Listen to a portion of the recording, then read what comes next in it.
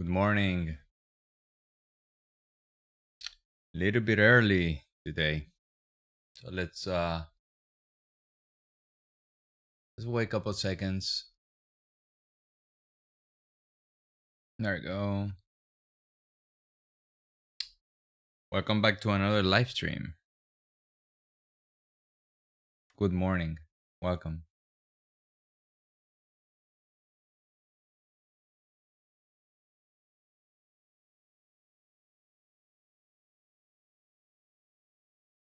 Yo. Oh my god, sorry I didn't call you. I just realized that. If you're not busy today, we can meet up.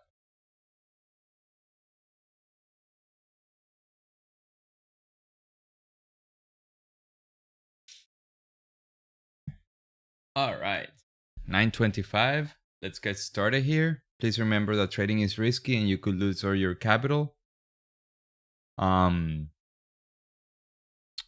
So please don't take my trades. Do this at your own risk. Today is a little bit tricky because we have a bearish environment. So the market has been going down with momentum, but yesterday we did have a disconnection between other markets. The Russell did not go down, and we did have a very bullish advanced decline, and we'll check them. Okay. So first thing we're gonna see is the dollar, like every day. Now, by the way, before we start, I'd like to see the news for the day. So we did have core PCE. It came within the expectations, and personal income grew. It was a surprise to the upside, and then we have a 10. We have revised University of Michigan consumer sentiment and inflation expectations. Okay, so we do have news at 10 a.m. So we will be paying attention to that. All right. With that being said, let's go to the dollar. Dollar has been bearish today. It's coming off of an area of selling, and we do have this demand that if the dollar is not changing its structure to the upside, it needs to hold, right?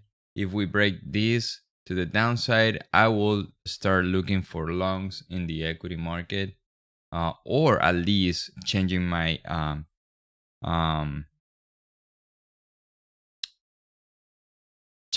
bias to more neutral than neutral bearish. Okay, so if we see this on the 30-minute, where is the London Open? London Open is right here.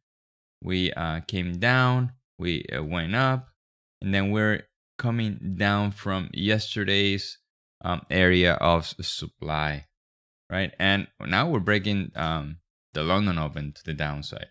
So I don't expect the dollar to be very, very bullish today. Although if we hold this area, I will be paying attention for the shorts. If we break to the downside, that's what I'm looking for today.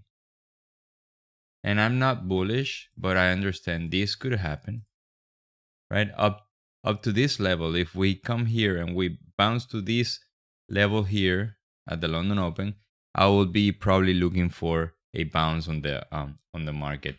Yesterday we held a longer time frame demand here at 50. Right, so the demand yesterday was from 71 to 54.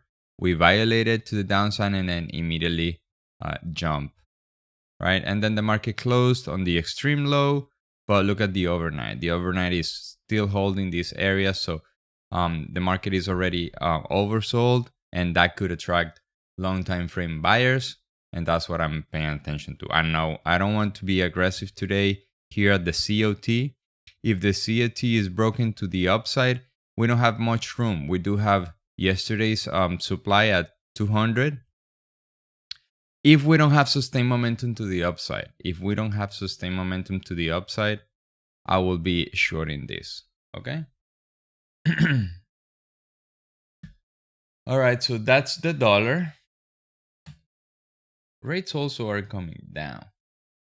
That's another thing that doesn't make me very, very bearish today. So rates are holding there at 4.86. They're not going up, they're not going down, they're very neutral. But the fact of the matter is, if the dollar drops but this doesn't move, the market can go up. It can go up. Okay.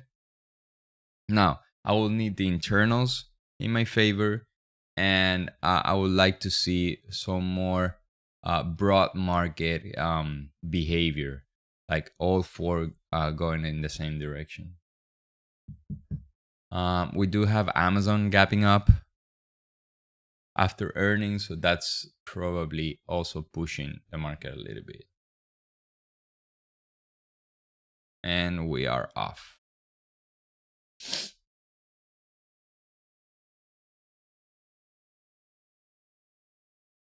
Oh, no worries, bro.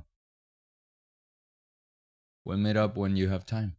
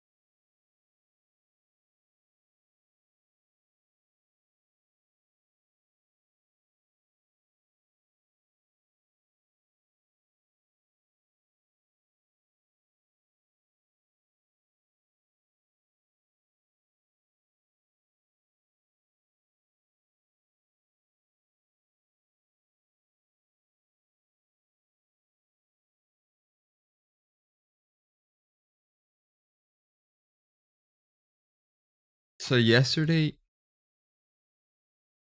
we did have a disconnection on the advanced decline. Market was going down and the advanced decline was not going down. Actually, it was positive. That's, you cannot see this thing very often. Like if you see here, I don't know if you can see here. This is the advanced decline from yesterday. The market was going up. Yes, the market went down here, but look where the advanced decline is, barely at zero. It went down like minus 100, whereas a very negative day will look like this, minus 15, 1400. So this is a disconnection. So that makes me very neutral towards today's trading session. I want to see what the internals tell me in order for me to be more confident in my direction today. Now, the dollar is dropping. The dollar is dropping, and the advanced decline is positive. So I am becoming a little bit more neutral than bearish.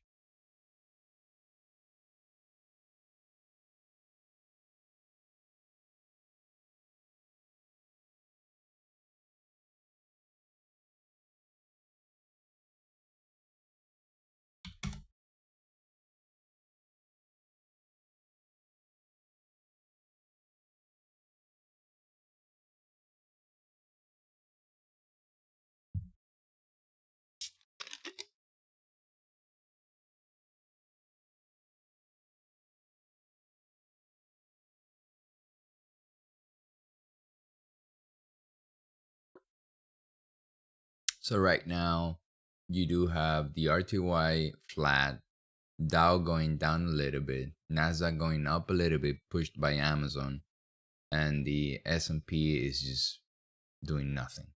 Is neutral. There is not broad market behavior.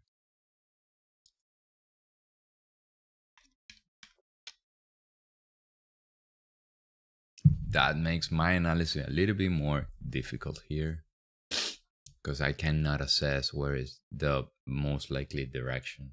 We need to wait just to see what market is dragging what market. And I do have an assumption that Amazon obviously is pushing the Nasdaq up.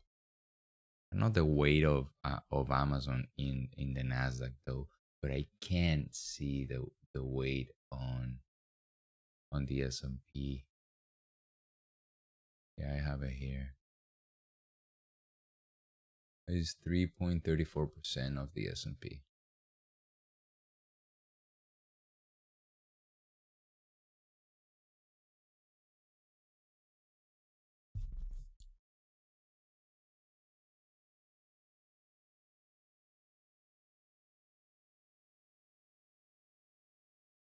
Tick at zero for the first time.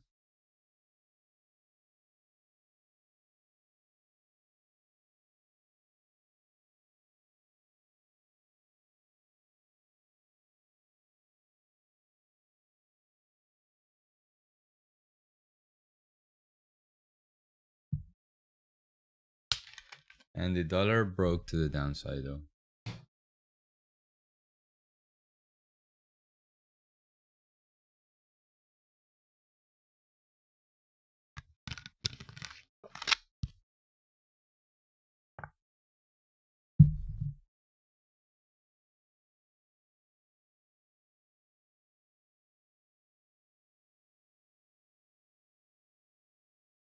What do I do when I am neutral? I'm open to any kind of trades, either long or short, but mostly tradable reaction, not trying to break any new highs or something. I'm just, my target has to be before the recent pivot, and it's more like a quick trade that can go in any direction, either long or short.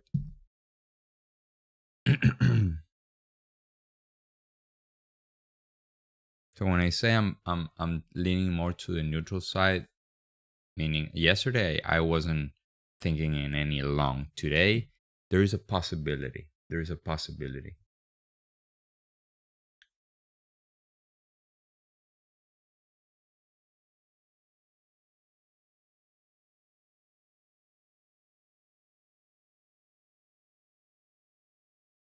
Now for this thing to be more bullish today, we need to hold this 60 area, the overnight low.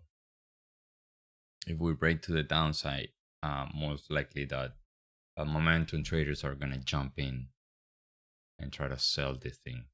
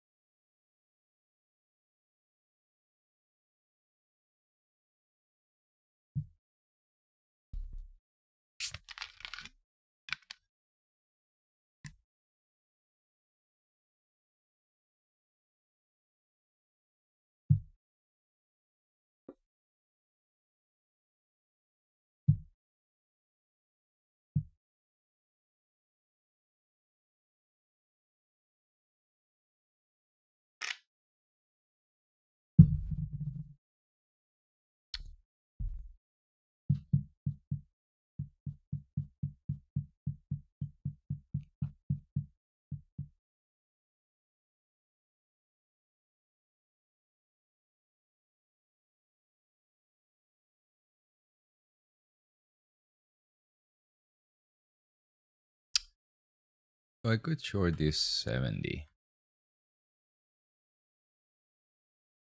We don't have sustained momentum to the downside, but now the advanced decline is aggressively dropping. And the only market that is not going down is the Nasdaq, and is pushed by Amazon though.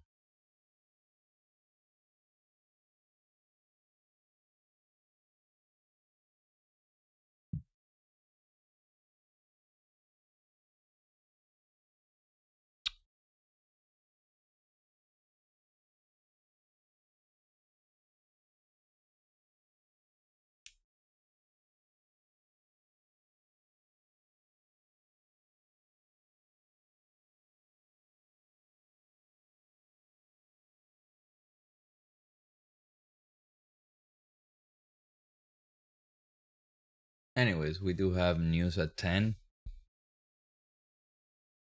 that will give us some volatility.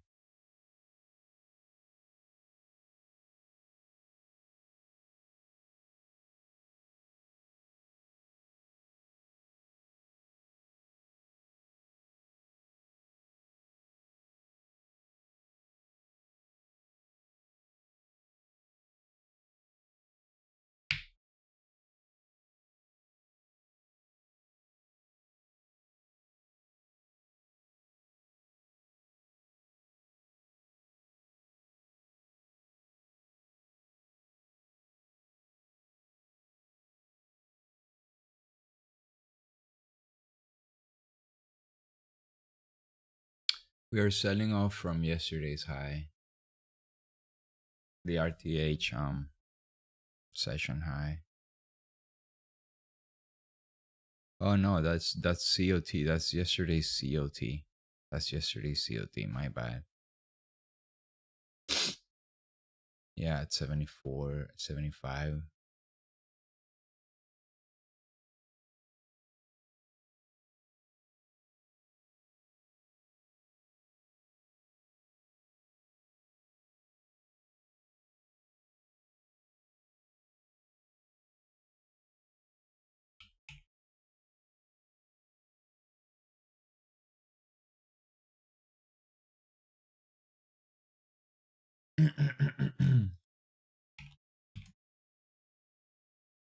Yeah, big time.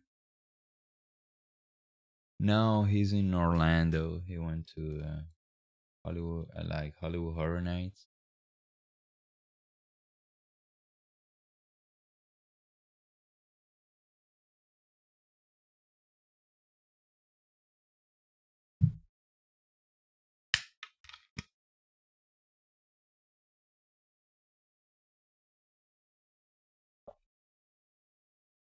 No, not really.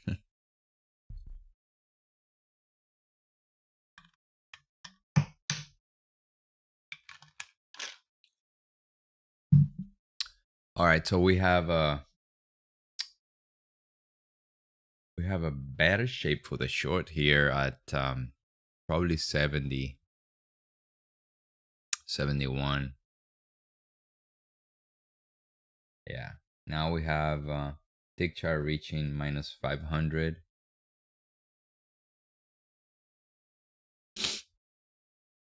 Dollars bouncing a little bit.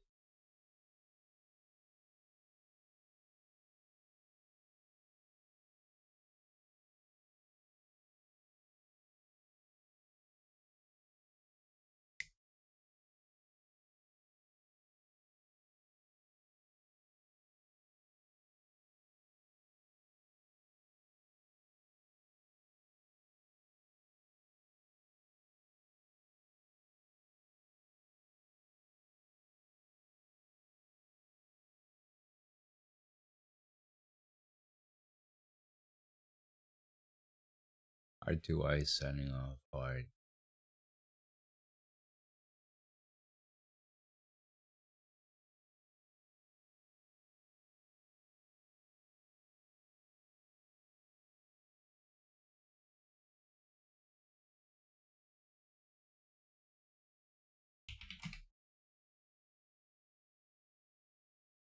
Apple is also helping up the market.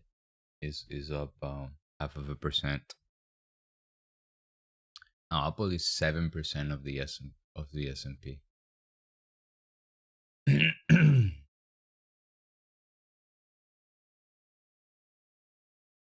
7.06% of the S&P. It's huge.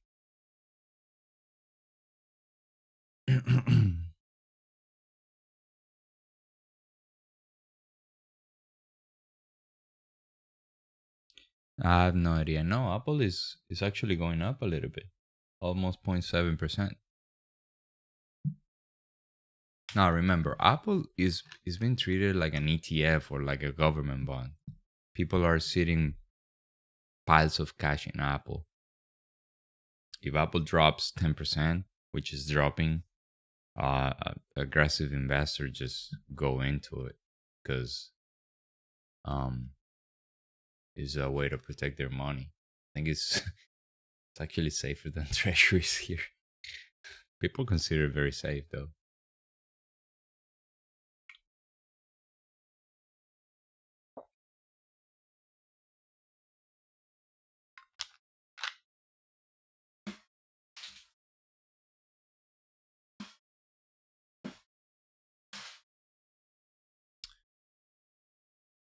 All right, so overnight low is holding there.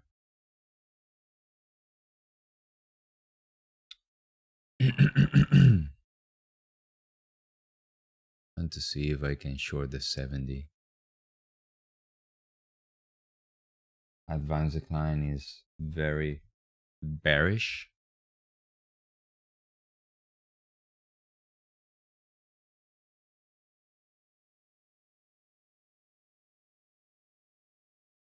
We do have aggressive buying, but no follow through.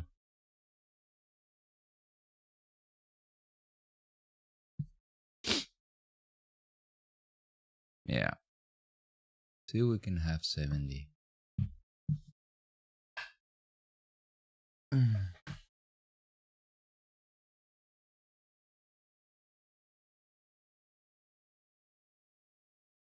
Tick chart is now skewed to the downside.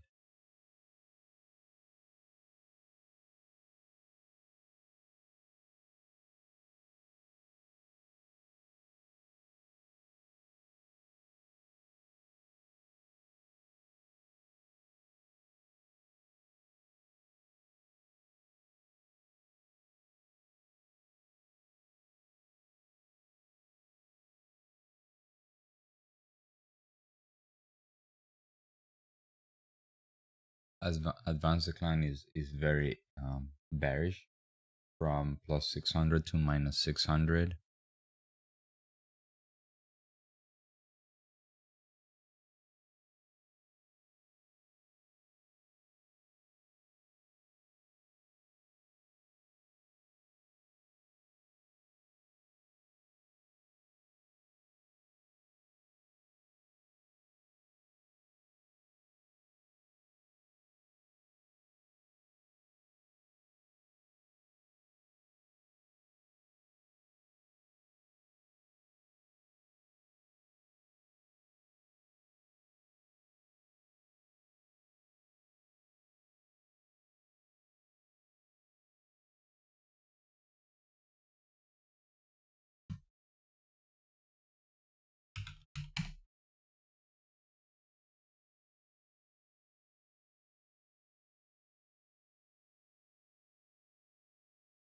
Amazon is up 8% almost.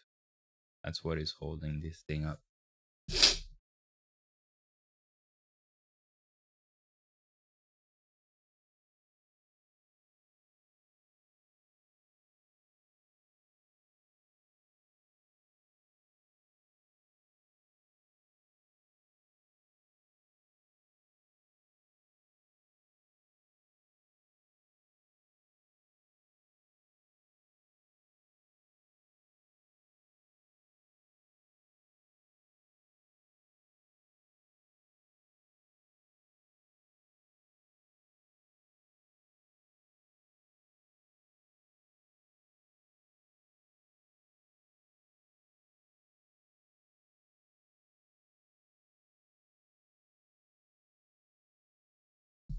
Tick chart is completely skewed to the downside. I think more downside is possible here. We just need to break that 60 barrier on the overnight low.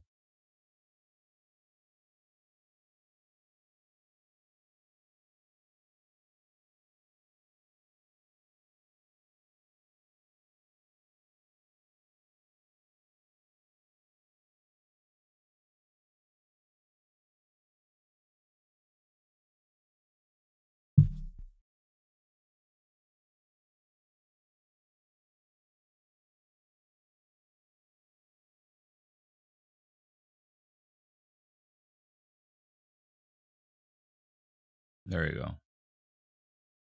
Some buyers just bailing out there. Stop spin triggered.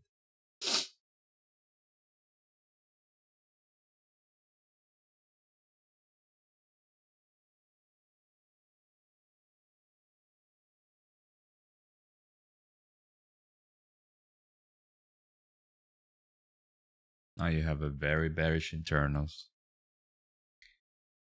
The dollar is bouncing off nothing. It's yet to see what the dollar is gonna do. If this thing is gonna continue to the upside, I'm referring to the dollar, or if it's going to drop. If this thing is going to drop, probably the S&P would bounce from here. Now, my assessment is that it probably won't be bouncing if these internals don't change, and they are very bearish.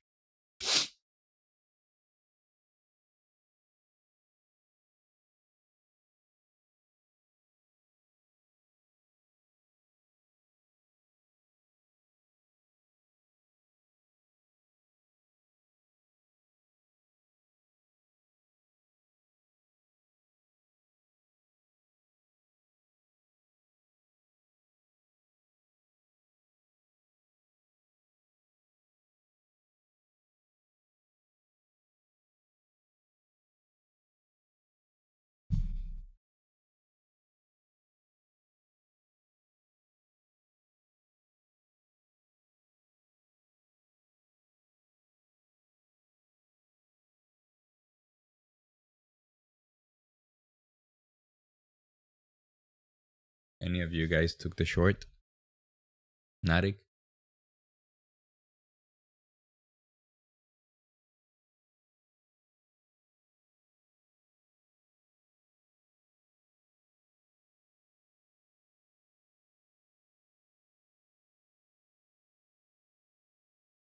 42.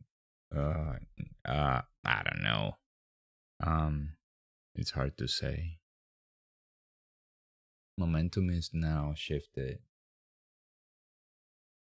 I was more neutral at the beginning of the session, and I am now more neutral, more neutral bearish biased.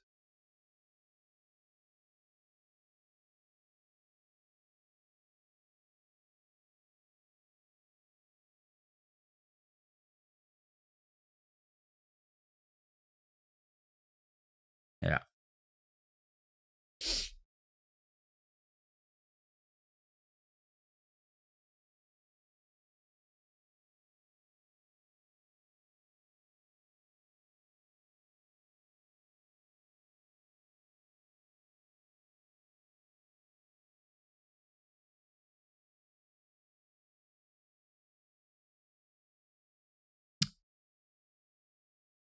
The overnight extension line is right here. You can see it here.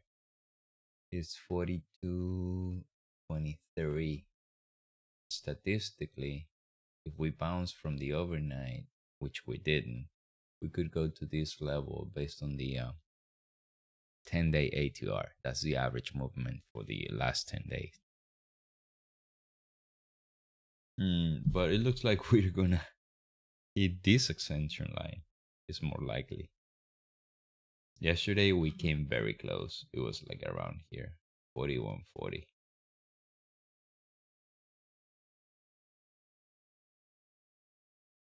Now, when we start not hitting, when we have a sharp movement and we don't hit that yellow line, that means volatility is contracting. When volatility is contracting, market is due for a bounce. Usually like that. It is usually like that, but who knows?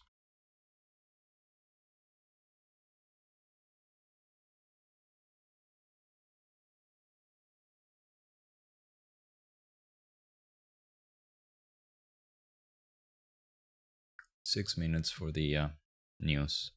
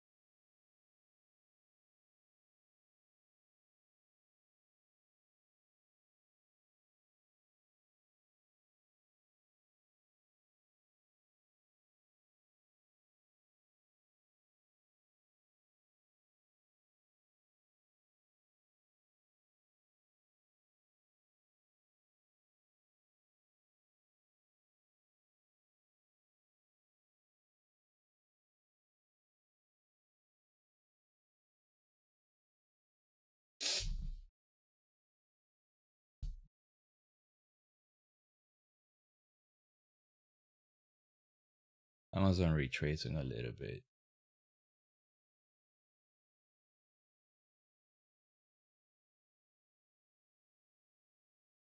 Apple as well.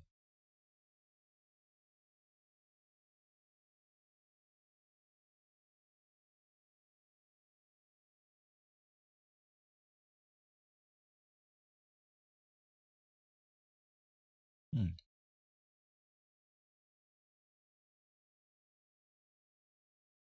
Wow, we had extraordinary volume on Meta yesterday. Yeah, I was Meta's earnings were on Wednesday.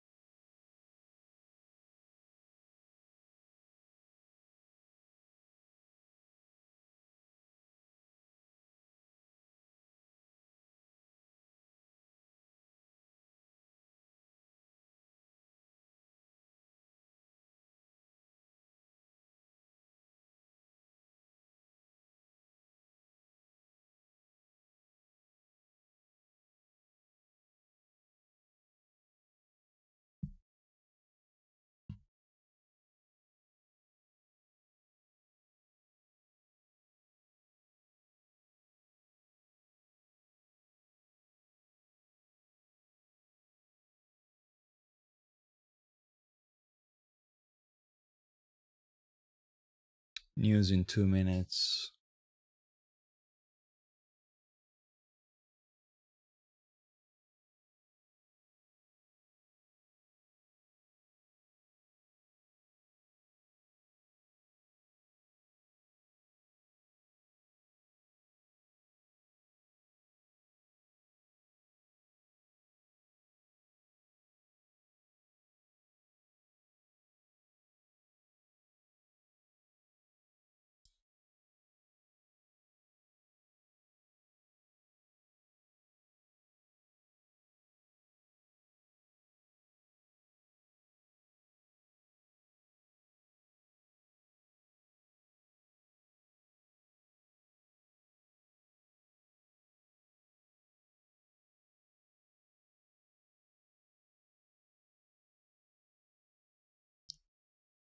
We did have some exhaustion here at 950. 950 is this one right here.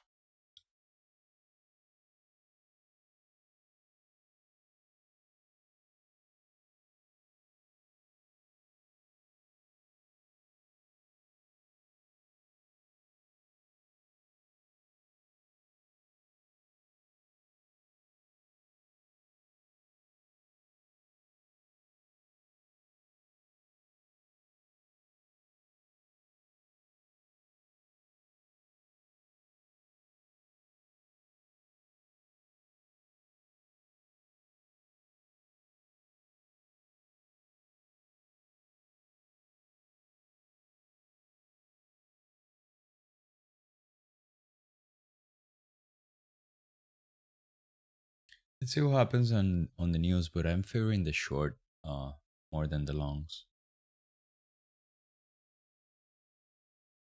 And look, I could be wrong. Let's see what the dollar do. 5 second. All right, news is out. Bearish.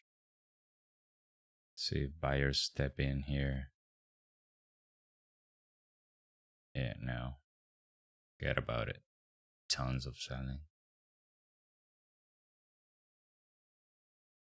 I want to see tick chart going to minus 600 at least. Not going. I don't like this too much. Should have gone, and it's not.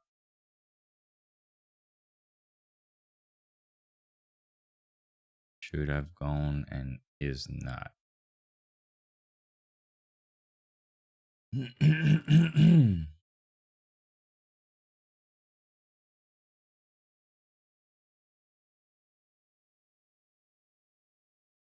haven't even we haven't even broken yesterday's low.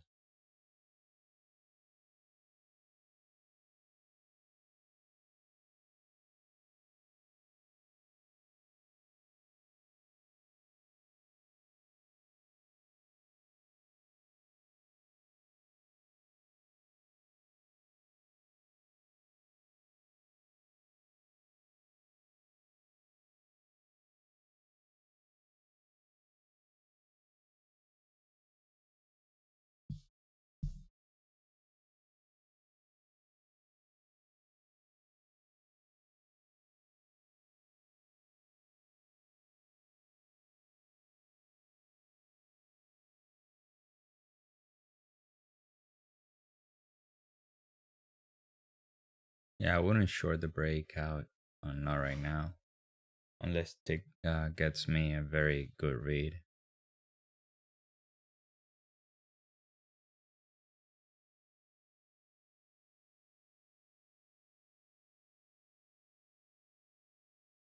There you go.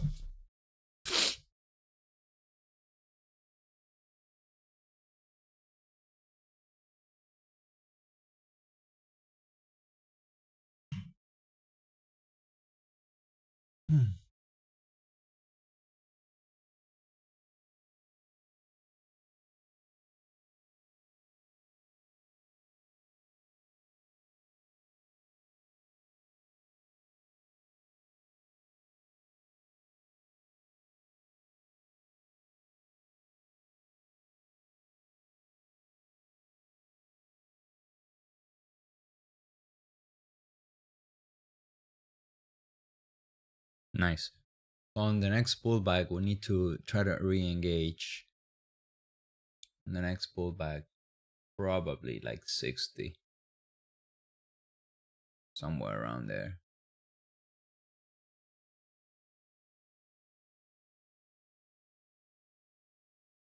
You have the overnight low here, 63 quarters.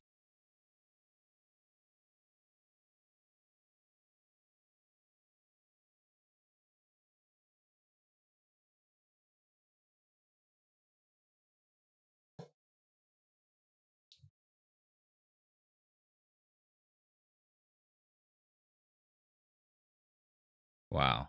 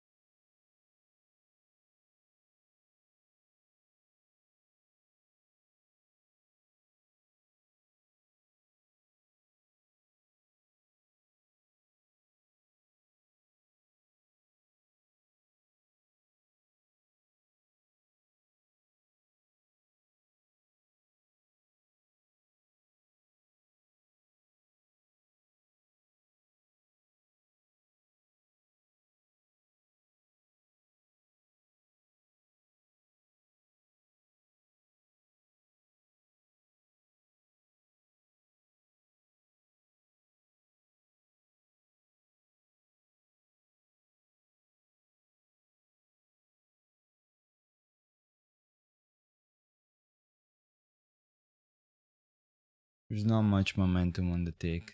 So probably 70 is not a bad location. Yeah, I'm gonna have an order here. Yeah.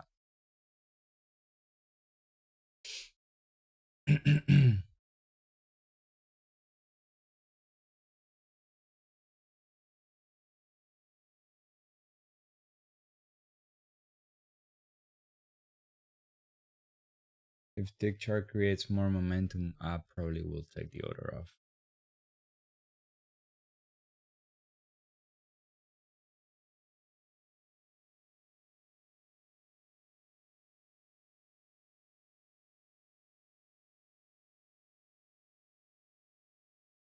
Yeah.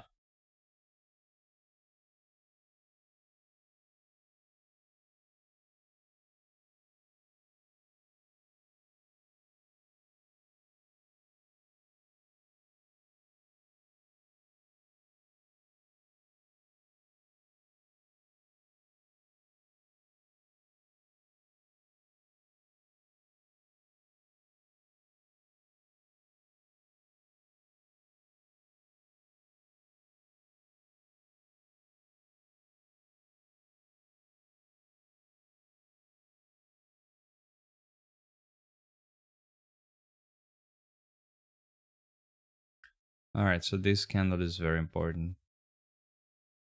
Yeah. Nothing important there on terms of the footprint.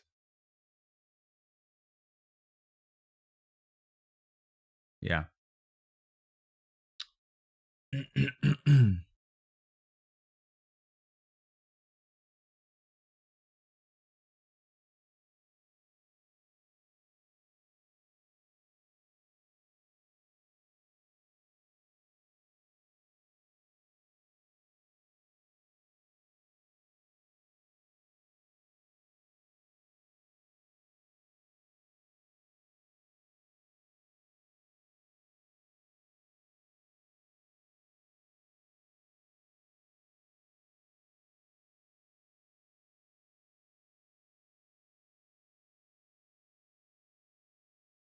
So you want to take it long instead, Natic? Do you like better the long than the short?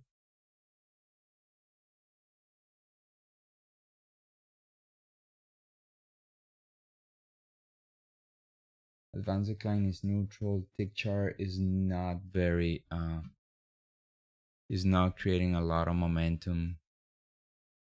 The momentum is dying there.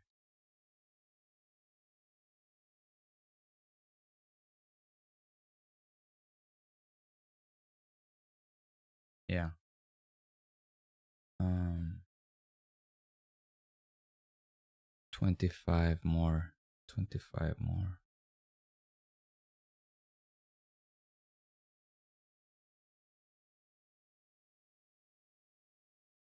Yeah.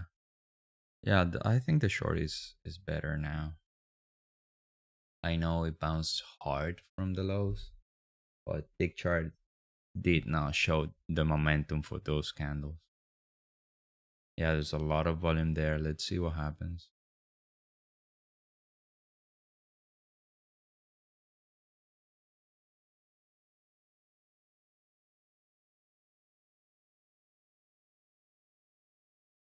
Yeah, that was it. That was it.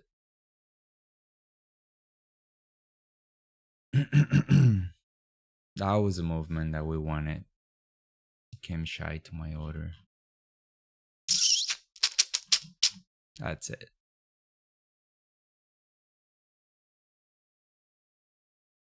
No, trapped sellers are in 59, 59.25. That's why this thing is bouncing. 2,000 orders there. Trapped.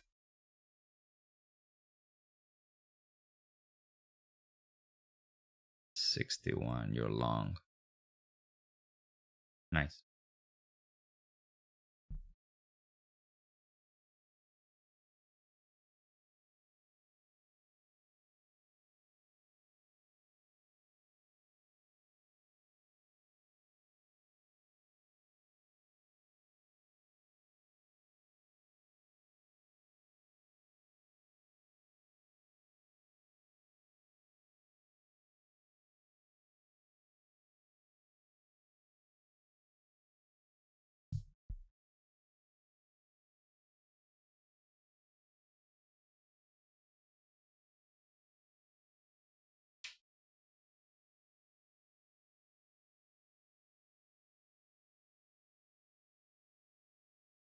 I'll take the breakdown here.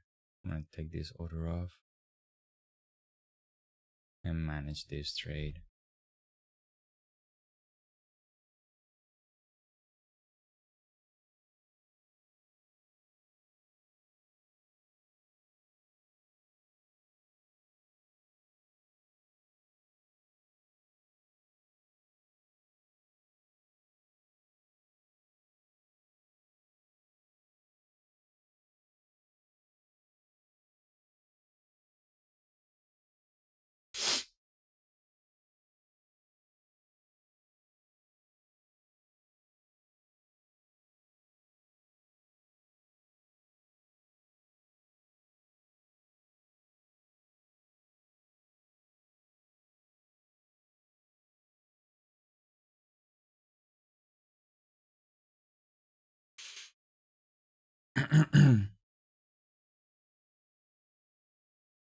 So very aggressive bounce there. I want to pay attention to 59 again if we get there.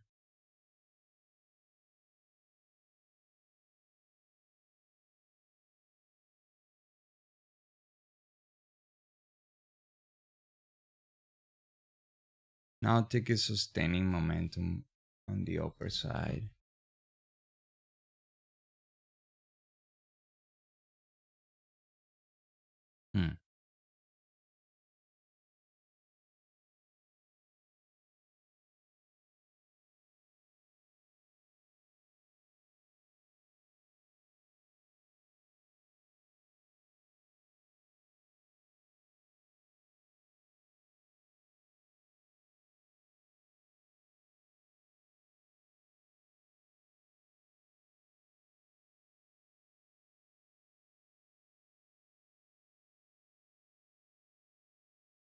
Yeah.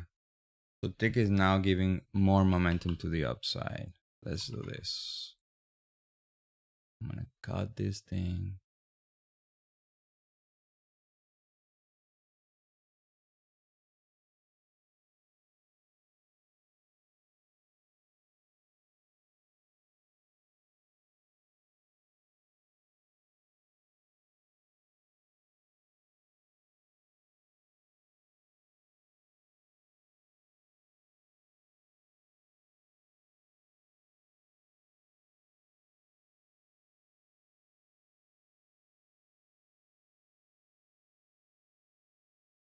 Yeah, no, you're good.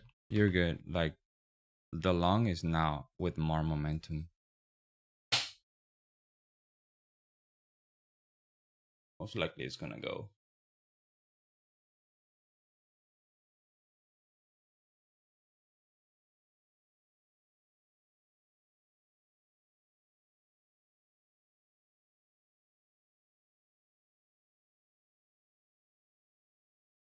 Yeah. Good trade.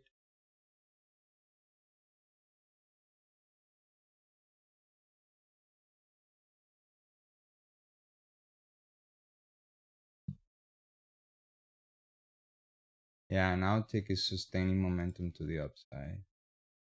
Yeah, advanced decline is bouncing. I don't know. Like, still like 75 is very good for the shorts.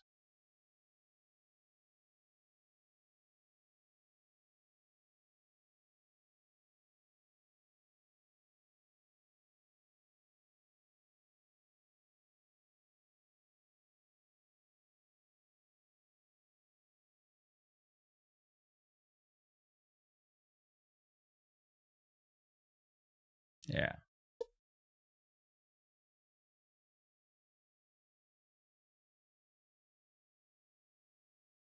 Hmm.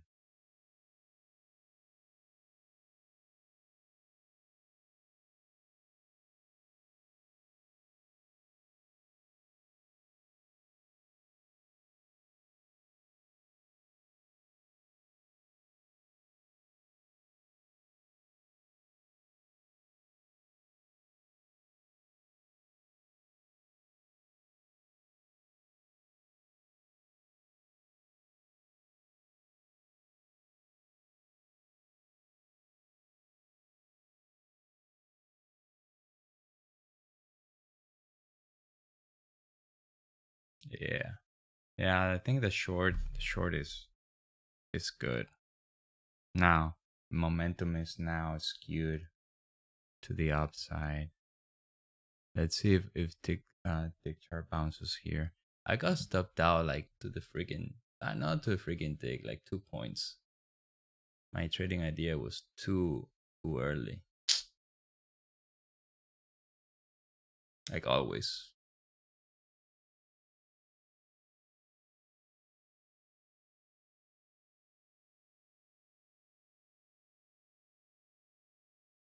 This is a very important point for the longs.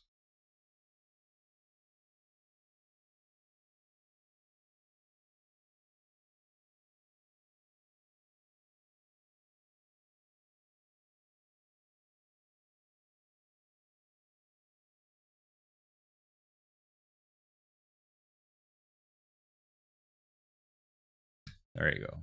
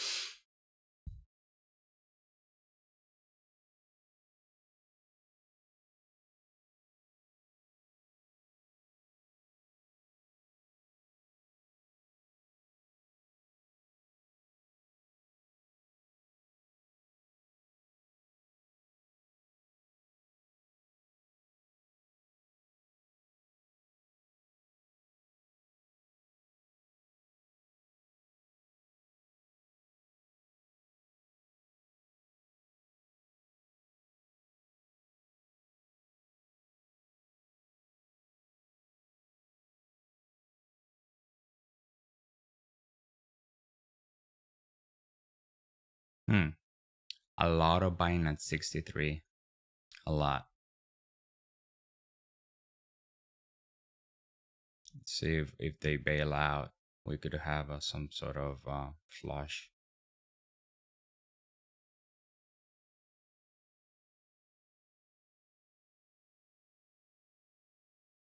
Yeah, still a lot of buying.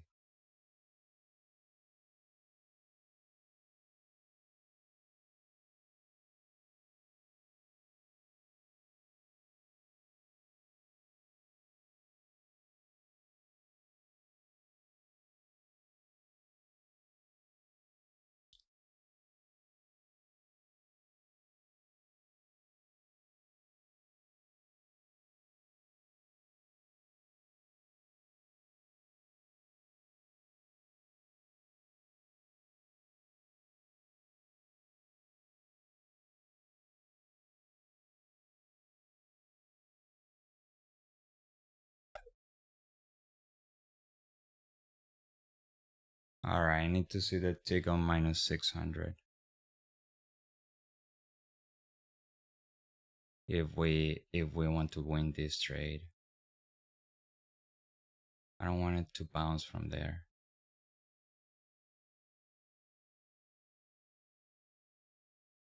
New 5 minutes.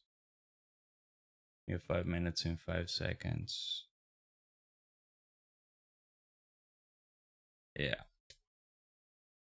Um.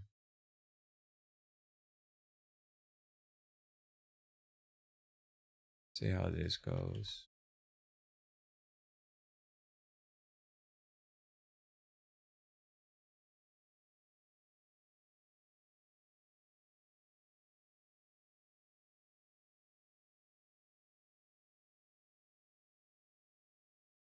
All right, so sellers are stepping in aggressively there.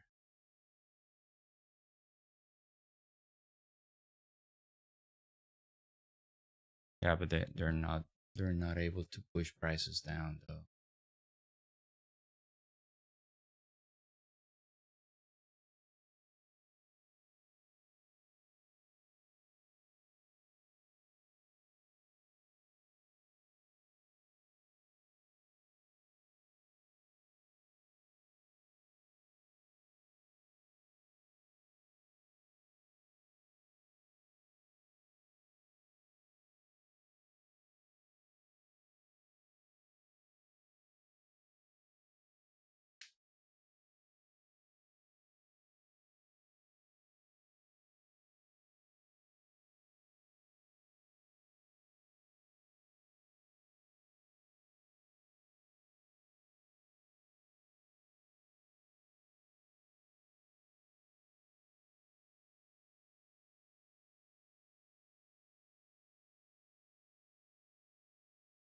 Wow.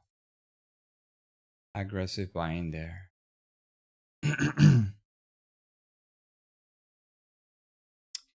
Yeah, I'm gonna have to take this.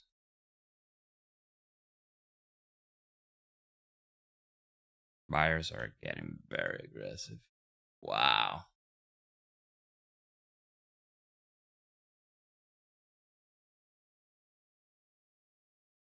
Wow.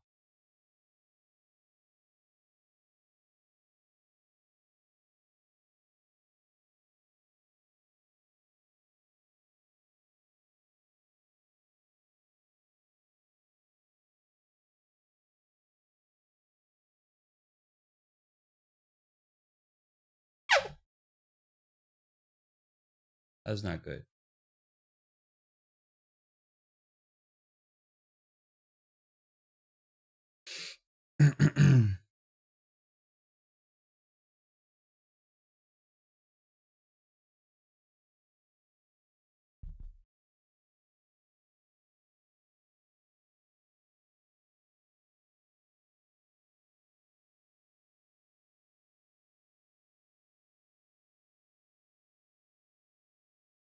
Very volatile.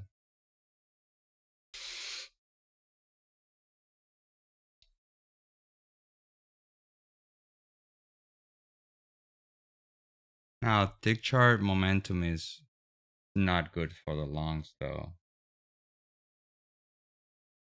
which is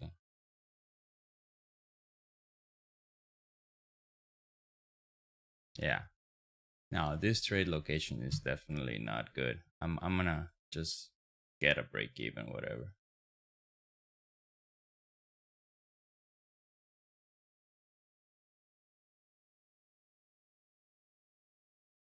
Yeah.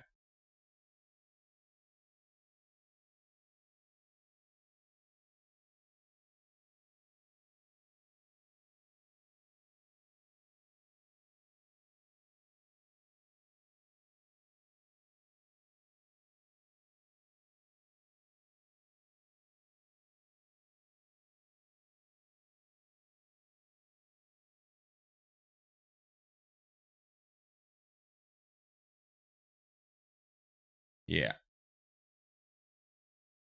I mean, if I see the tick chart, I like the short better. Probably my entry is not the best. The location is not very good. Um,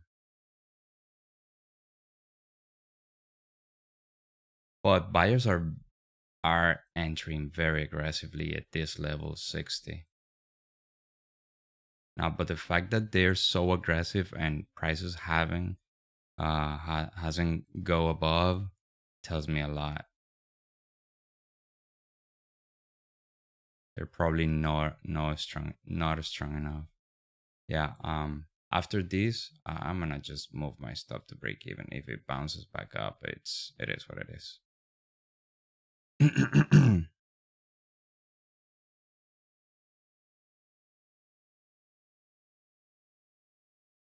All right. So some buyers bailing out there.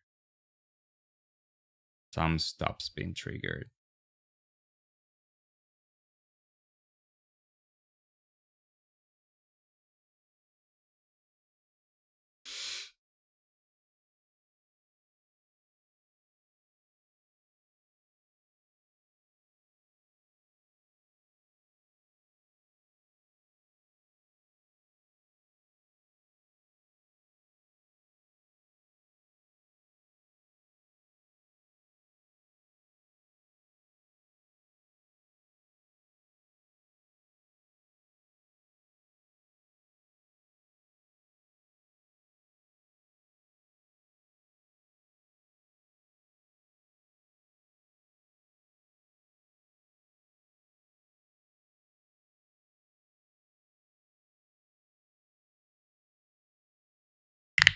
Yeah.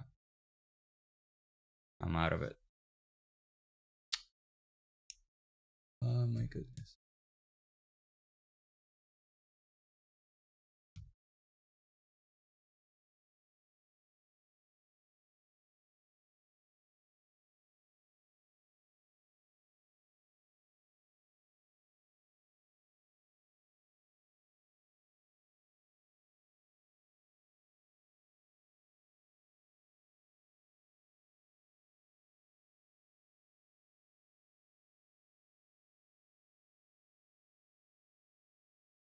Wow, look at that.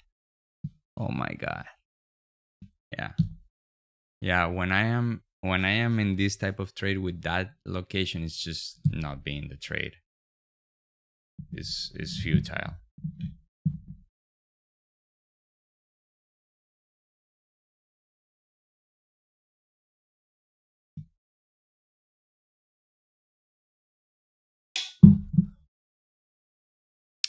I mean, the longs are being very aggressive there at 60, but they have no momentum. Like when the price spikes, they just get exhausted. They cannot continue moving it to the upside. That's what I'm saying on the tick chart. The tick chart is not going through 200.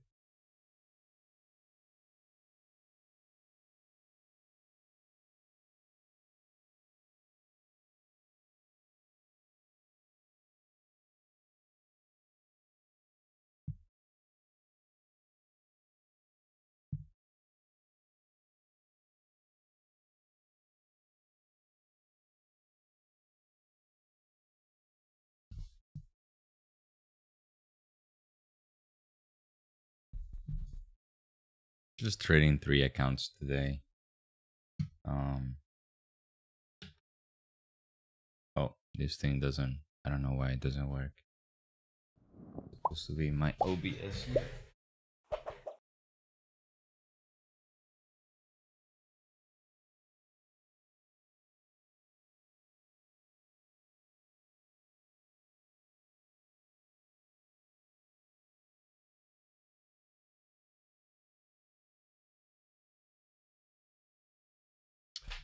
'Don't know why this thing is not showing up. That's weird.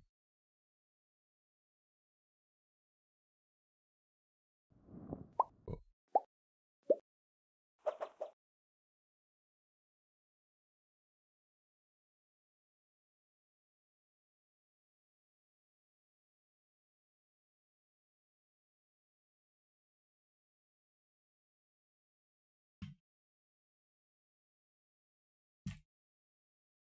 Seventy-one 14.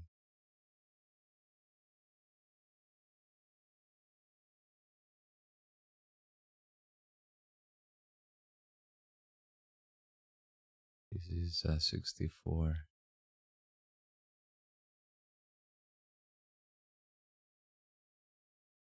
Yeah.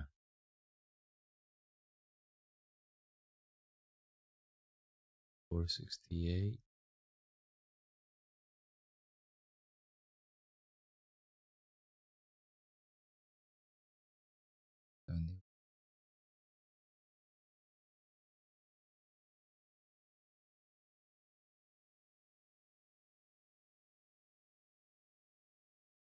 All right, new 15 minutes.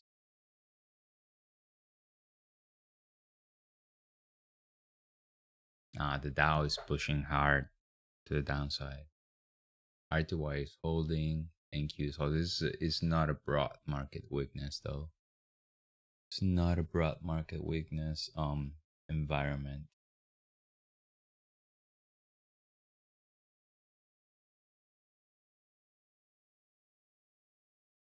I'm gonna go make a coffee and coming back.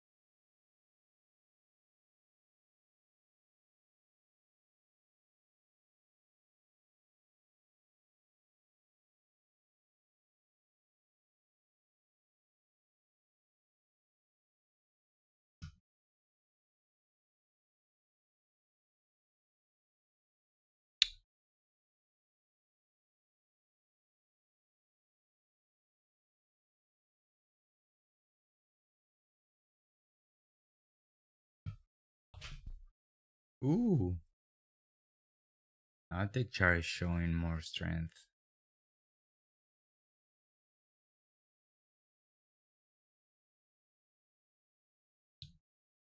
Wow. Oh my god, this is very difficult environment to be trading. Um, Look at this volatility.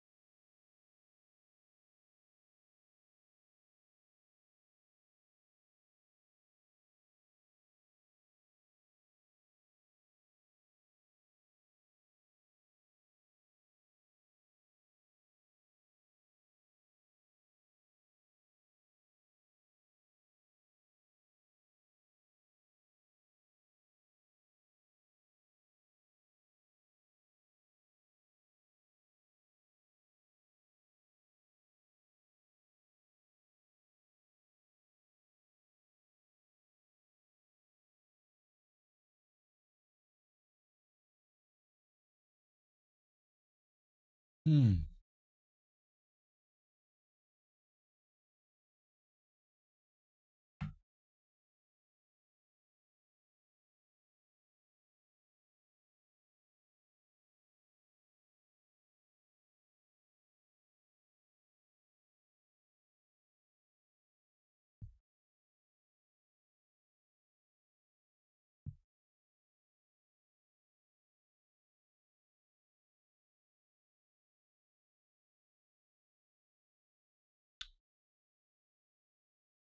It looks like the dollar wants to bounce back up. If that happens, probably more downside is likely. Big char is spending the majority of the time on the south of zero, and advanced decline is not very aggressive to the downside, but still negative. We do have the fangs. They gapped up, but now they're selling off a little bit.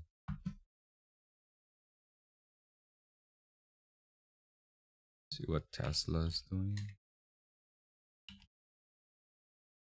Hmm. It was plus 3%, now it's flat.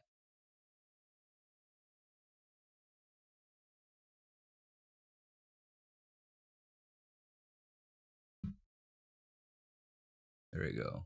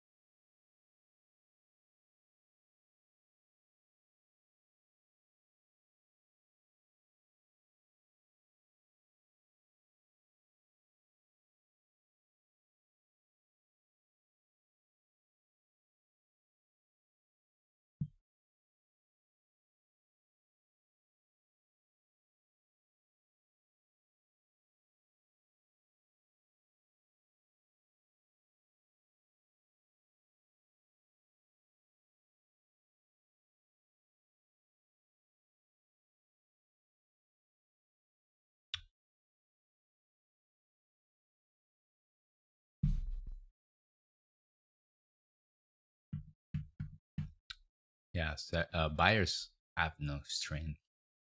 They cannot push prices higher. Um, they're being very aggressive when they come in, but yeah, 63 quarters. Yeah, 61.50 probably for me. But bro, it's too volatile. at my stop 5-6 points is insignificant. Like I got stepped out and then immediately started to come down.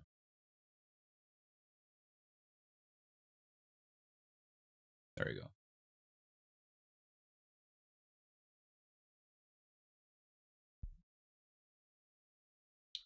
I'll tell you where I think it's gonna go. 41.25. That's the direction. Yesterday's low is 47, so we're close.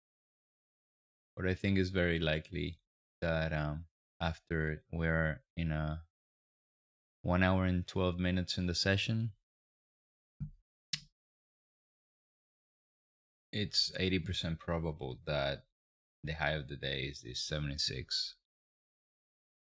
Now, could be a change, but I don't think. The momentum is skewed to the downside now. Tick chart minus 800 on the tick.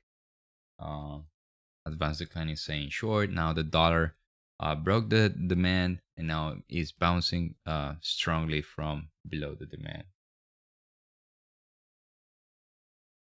Yeah, we don't have broad market weakness. We do have the RTY selling off, the Dow selling off,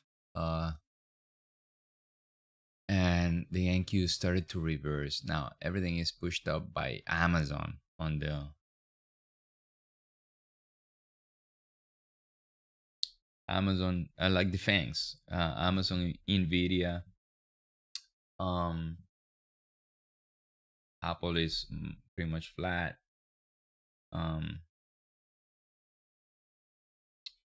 Nvidia is not, is going down as well. It's plus 0.5%, but it's capping up. Meta was 3% up, now it's 2. Tesla was 3% up, now it's 0.5%. Yeah.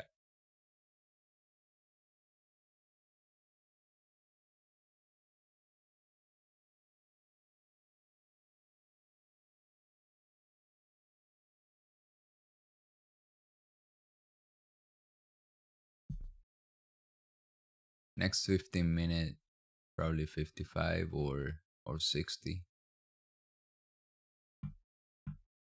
Next 15, let's see.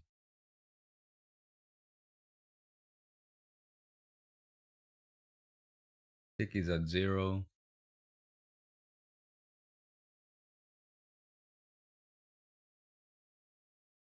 $55 or 58, somewhere around here.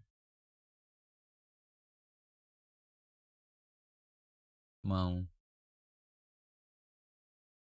Come on. Not even 55, bro. Not even 55. Come on.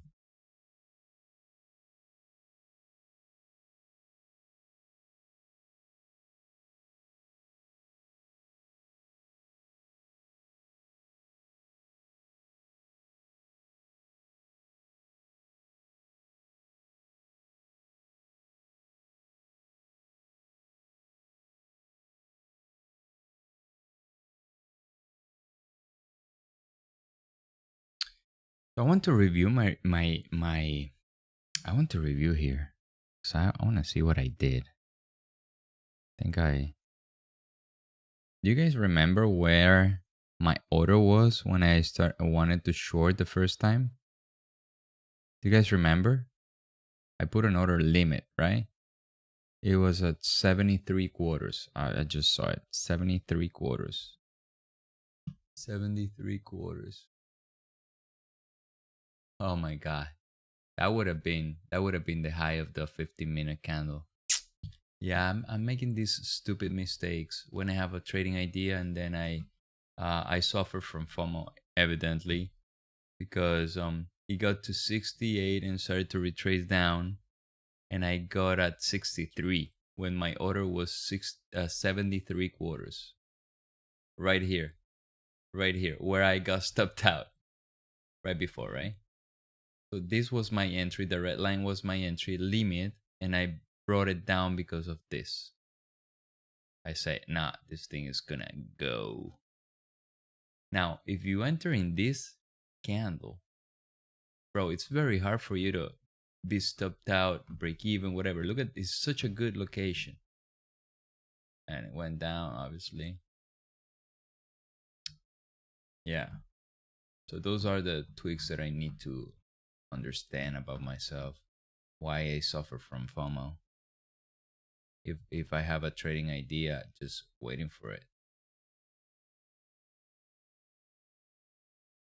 Yes.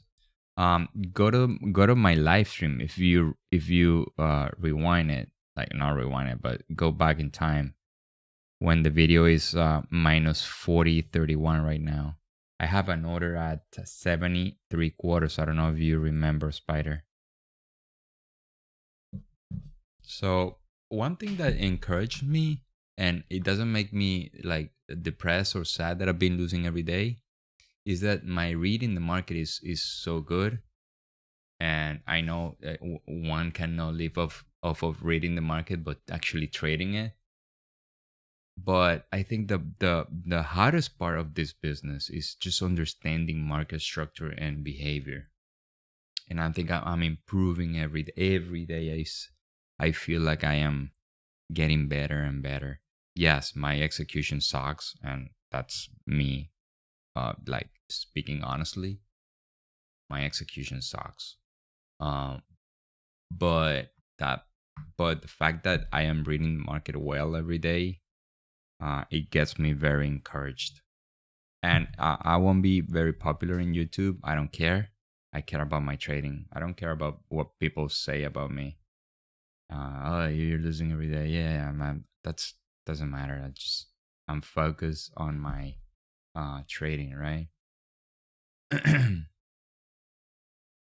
And my trading um um read sorry my read of the market is so um I don't know, how can I tell you this, like, since it's not a mechanical process, meaning okay, crossing two EMAs and then I'm long, or whatever, the other way around, above the view up I'm just longing.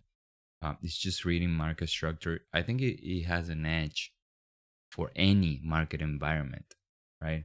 High volatility, low volatility, etc.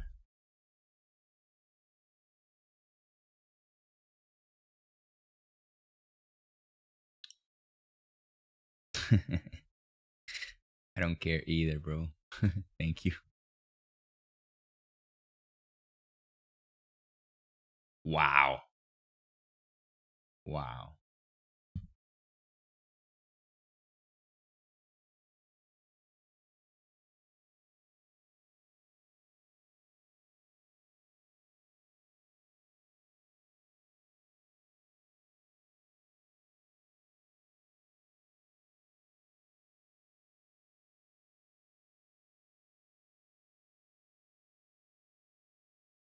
All right. Let's see if this one works.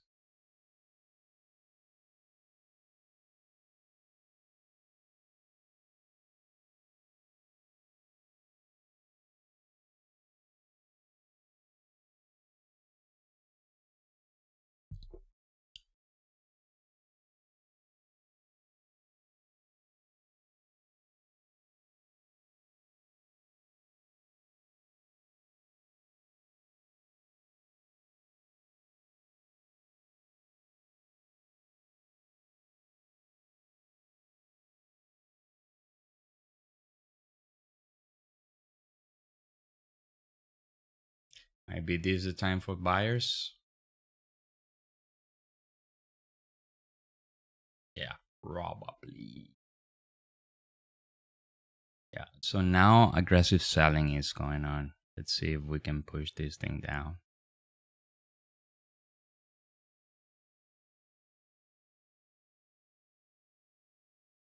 So a lot of selling, and it's not following through.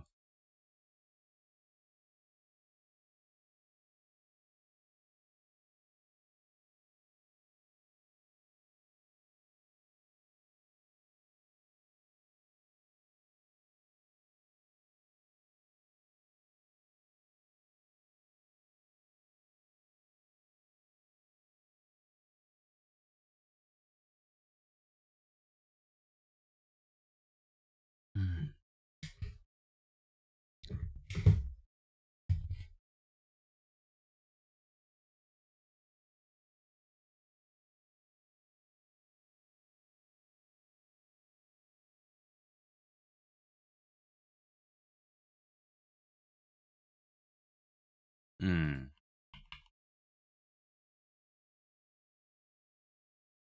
Yeah. Mm.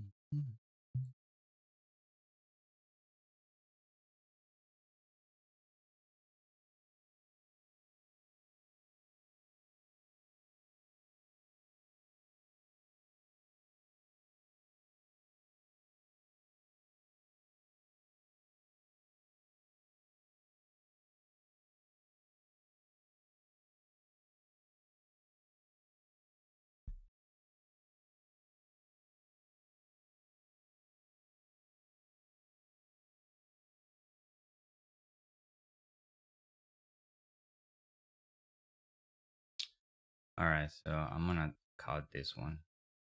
Yeah, I cut it off. I cut it off. I didn't like it. Yeah, tick chart is not going through zero.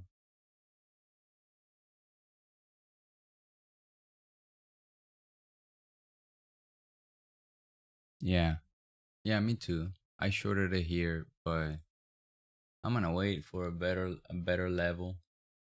I lost probably like 2 points. That's nothing.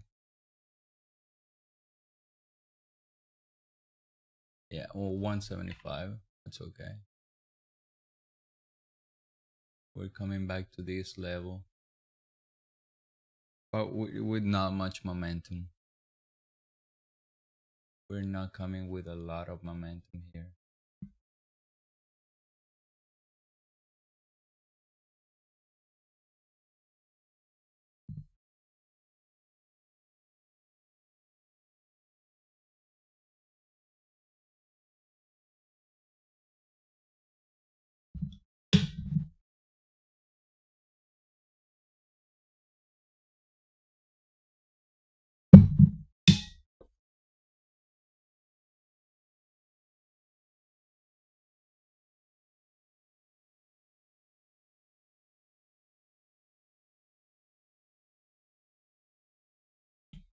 Or if we break 59 three quarters below, that's a good sell too. A retest of that 59 three quarters.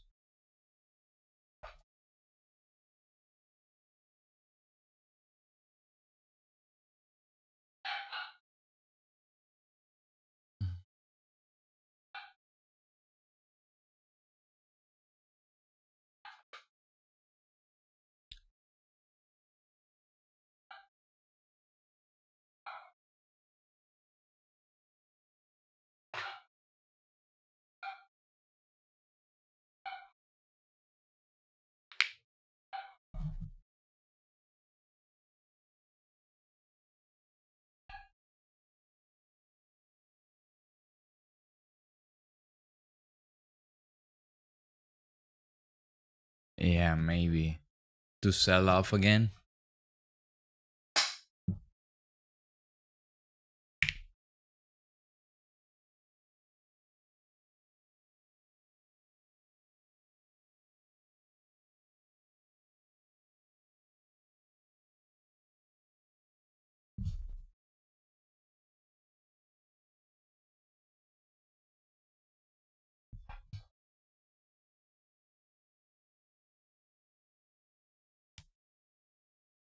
Yep.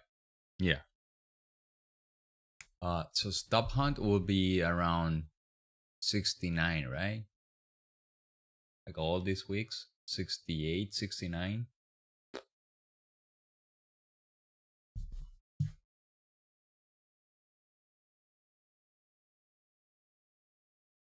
We're going up with very little momentum. The chart went to 600 and bounced strongly to the downside.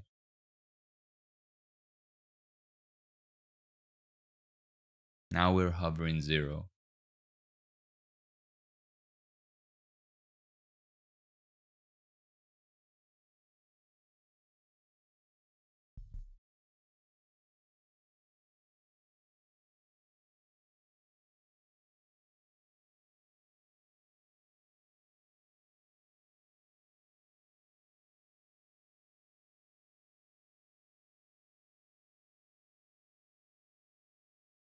Look, it's not an easy day to be trading though. It's very hard.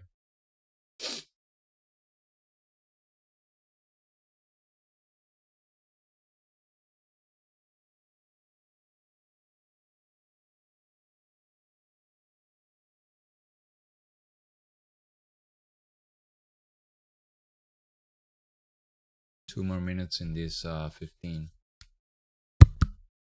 I'm gonna stay longer. There's enough volatility for me to keep trading.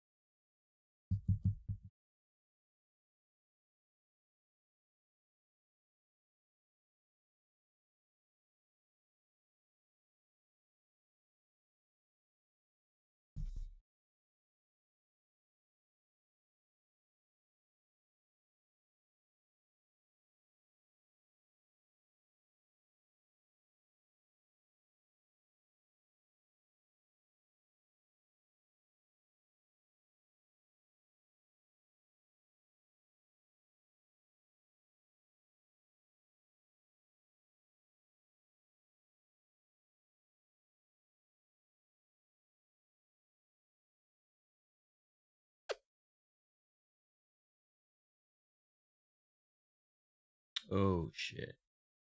So sellers bailing out there. Sellers bailing out.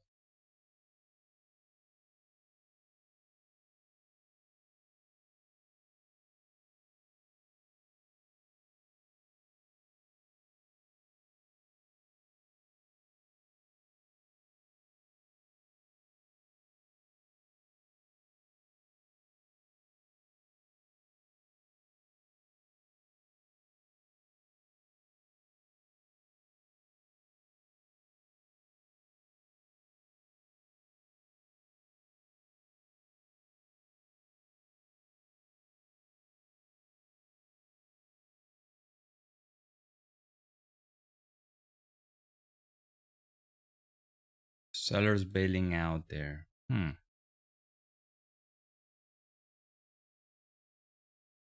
Picture is not very high. Advanced decline is higher though.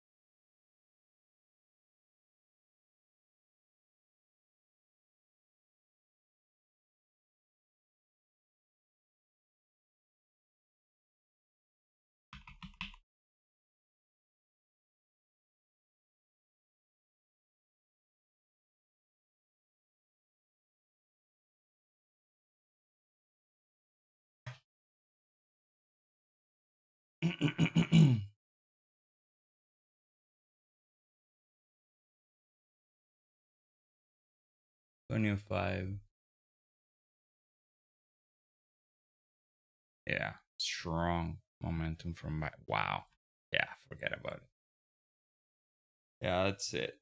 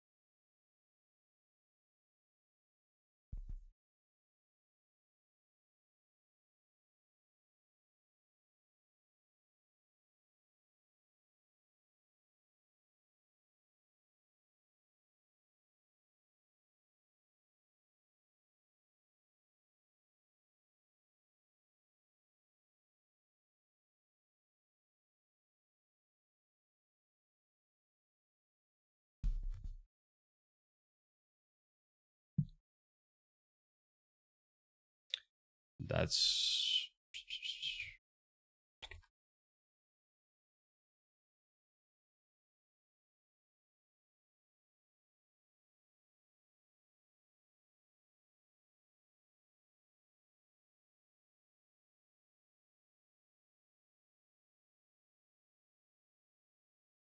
yeah. So now I don't I don't uh, the only thing that's fucking with my trading is the location. I'm just trading in random locations. So you're down 200. I could have hit my daily goal, but I was not really focused.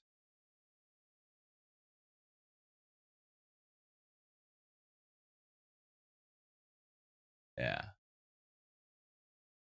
Yeah, it's just going sideways. It is really just going sideways.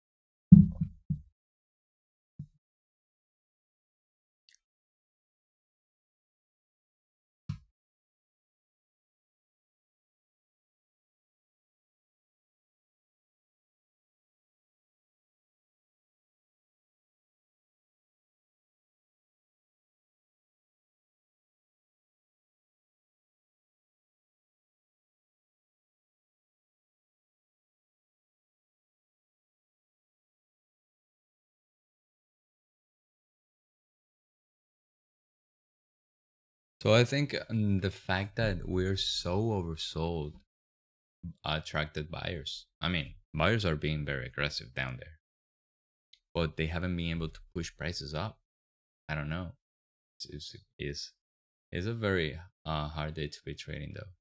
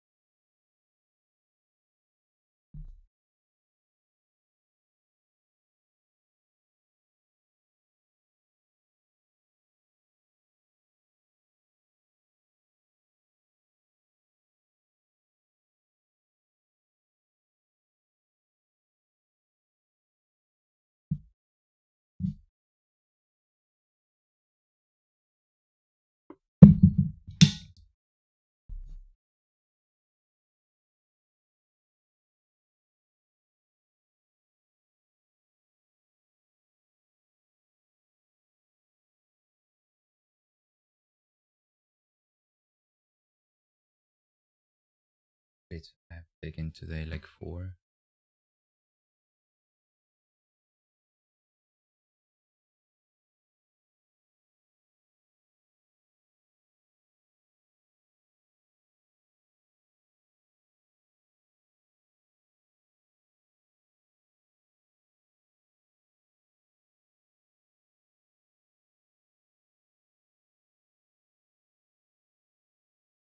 4, yeah.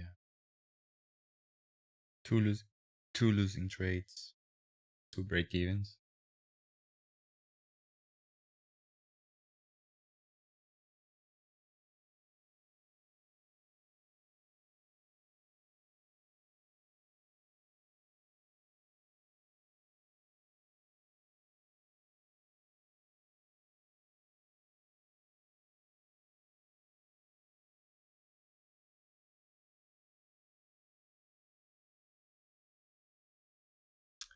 And 40. Mm.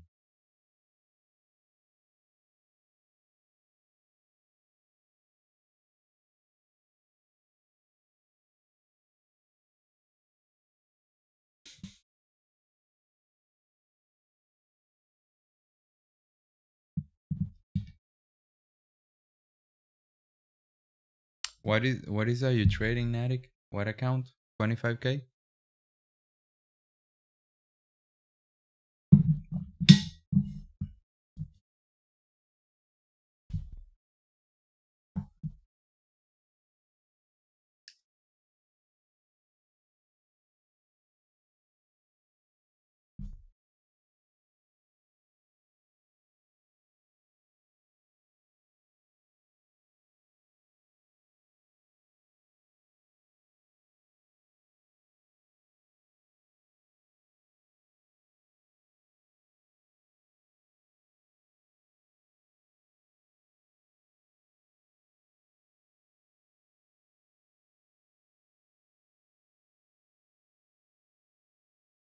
$50.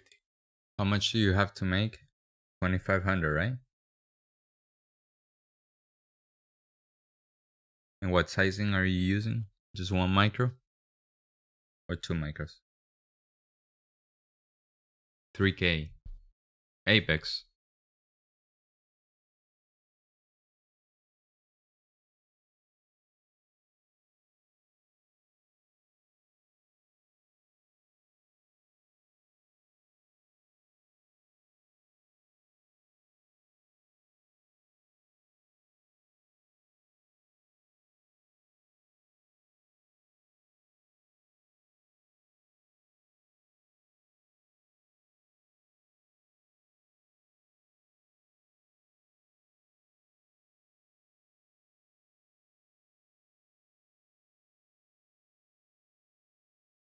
Take profit. We had it. Oh, that's not bad. That's good. Yeah, I like that. Um, that no PA funding fee. Damn, those PA funding fee. Like I have a lifetime subscription in all my accounts, but um, that costed me like $250 per account. And I have 20. It's like 5 grand.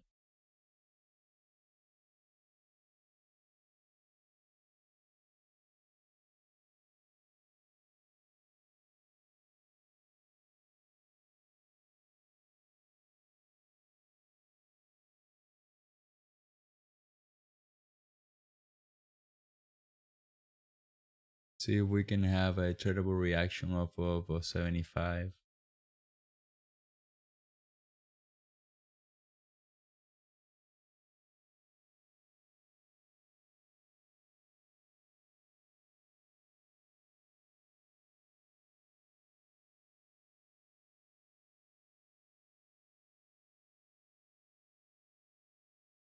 What do you mean, spider?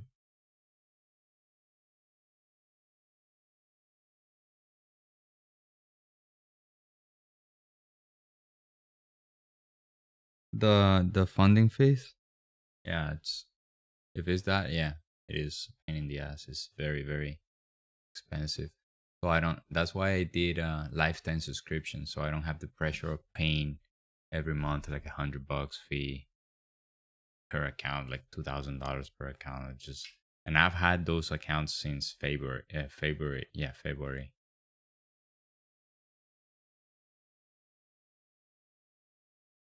Yeah, it's horrible.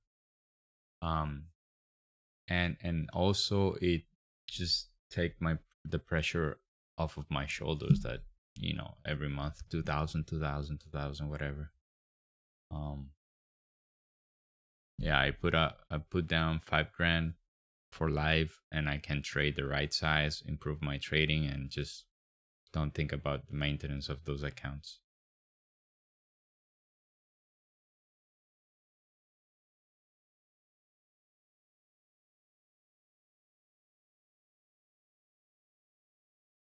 All right, so we are inside yesterday's COT. Let's see if we have some in the footprint.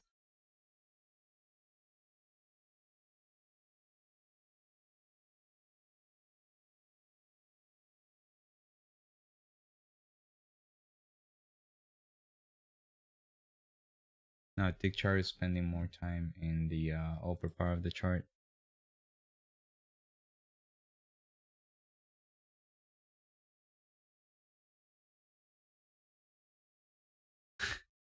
Bro, I mean, how much do you spend in fees? It's incredible. Just take it seriously, because uh, I have a $150,000 account. That's not a real $150,000 account.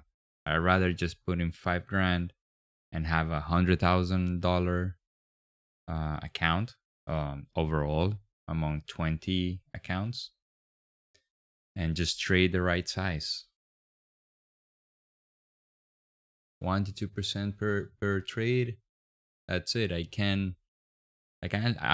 I've been losing for 2 weeks, and I'm not even losing $1,000 per account.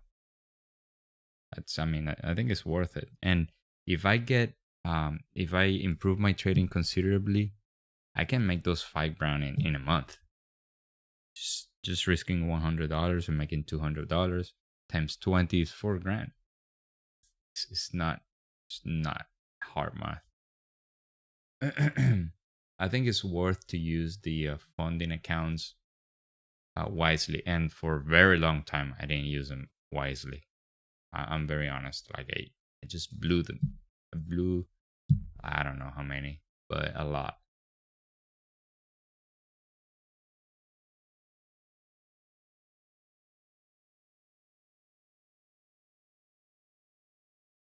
Yes, that's what I'm saying. I mean, we have my only hope in reality is that Apex business model is sound. That's the only thing I pray for. Because I'm gonna improve my trading, and then I'm gonna do withdrawals. Well, I just need Apex to be open. That's the only thing I care about.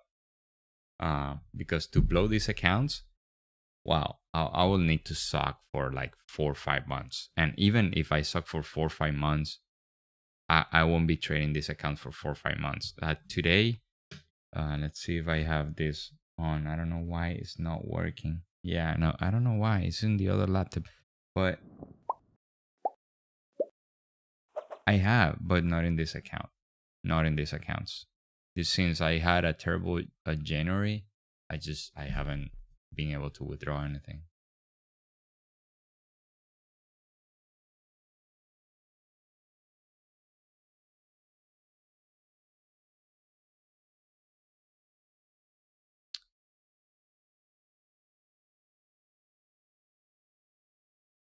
Look, what I wanted to tell you, Nadik, is I have withdrawal from LEELOO and Apex and OneUp and Earn to Trade and all of them. But my trading was, I mean, the sizing that I was using was not logic for a 5 grand account. Just trading 1 minute and risking $300, like it's like 7% of your account in just one trade. It's not sustainable in the long run, unless you are like a really good trader, a real pro, and you win 90% of the time, which I'm not. Um, and I really want to improve my trading. That's the thing. How can I improve my trading when I have the dollar amount always just lingering in my head? It's impossible. So I don't really care if I'm how much I'm losing today. That's my honest answer. Like I don't really care how much I'm losing, because I've been losing for 2 weeks. And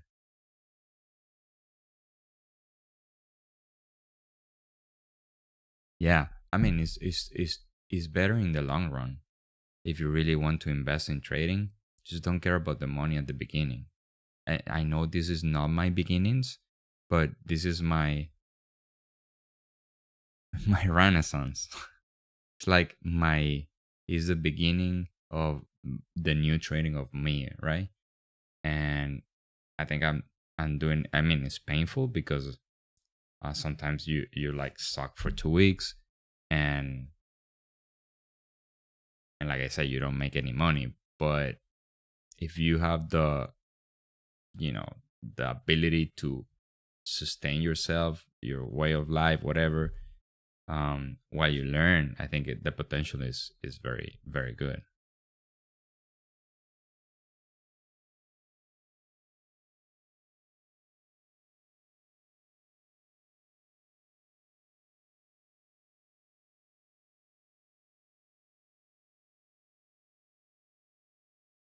Yeah.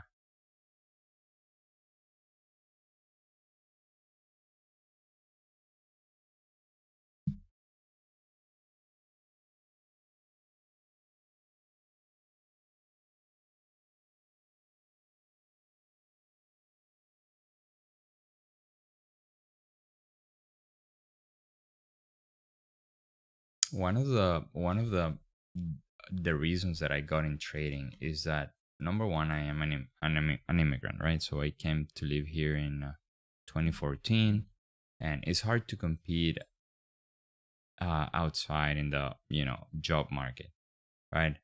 I am an engineer, have a bachelor's in aeronautical engineering, and when I came here to just get a job, I mean, I had an investor visa, so I could sustain myself. I had a business importing and exporting parts.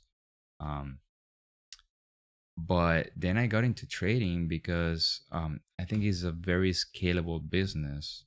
You don't need too much. You just need to um, master yourself. I know that's basically impossible for 95% of the people. They don't want to master themselves. They're fearful of their own self. But I accepted the challenge, and that's why I've been so resilient in not bailing and quitting this thing. And I've thought of, I thought of quitting this thing like many times in the past. Um, but then I just pull off, and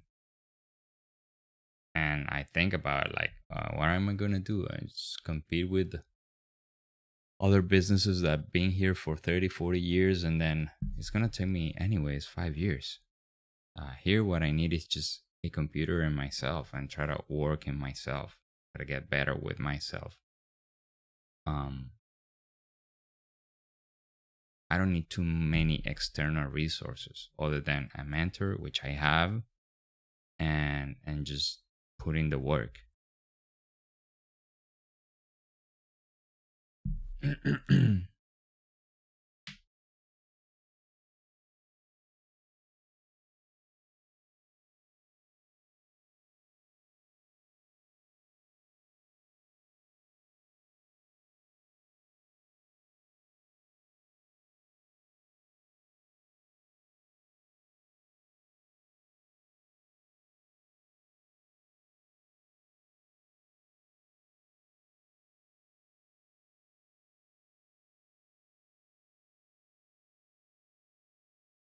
Well, accountability, that is why George and I opened up the channel, the the YouTube, not because we wanted to get rich. Also, my videos are not monetized. Um, if you see some advertising, probably YouTube is doing it on its own, but I don't monetize this video. I don't make any money off of it, other than the affiliate link of Apex, and that helps me just buying the freaking like the lighting and the camera, whatever. I don't make any money off of this. Um,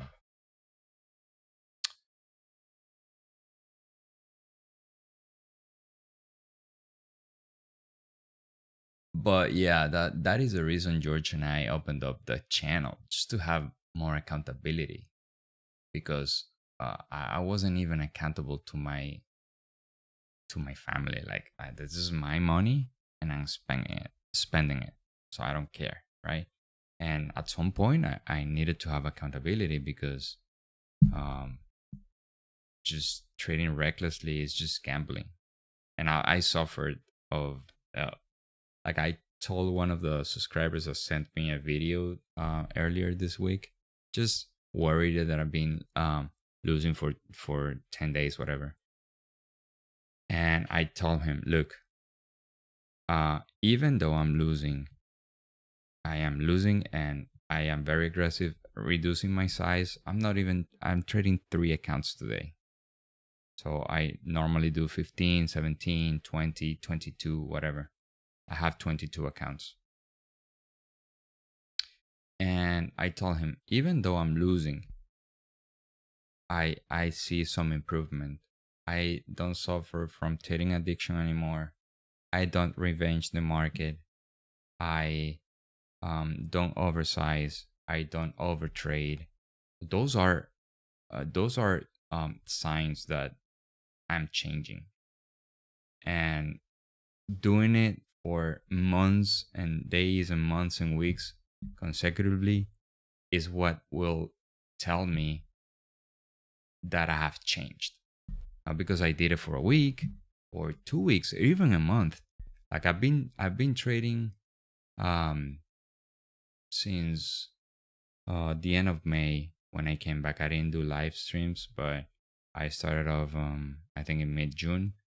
But since May, I haven't traded recklessly, or um just taking random trades, whatever. Um and one of the things that encouraged me more is that um when I lose, I don't feel that rage inside that I used to feel.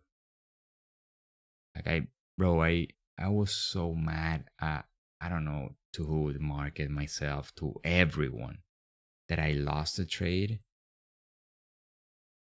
I don't feel that emotion so bad anymore. So, and that, I think that's is healthy. It's even healthy for me, because having that extreme emotion because I lost the trade of whatever money that I was risking, and I lost it. It's just so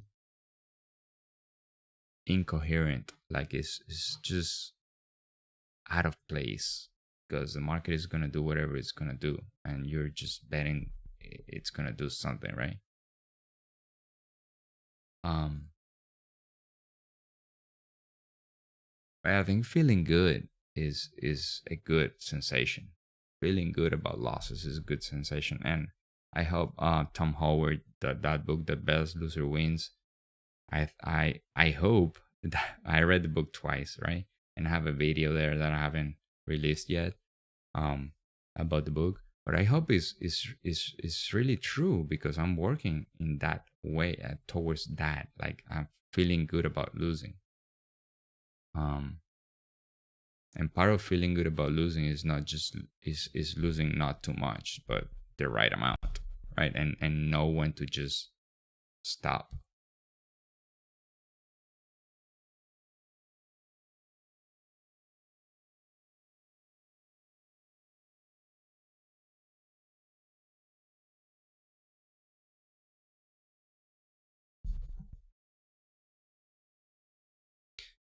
Bro, I'll tell you, Spider. When I started off, I told my wife, look, I have this 20 account that I passed back in January, but I don't care how I passed them.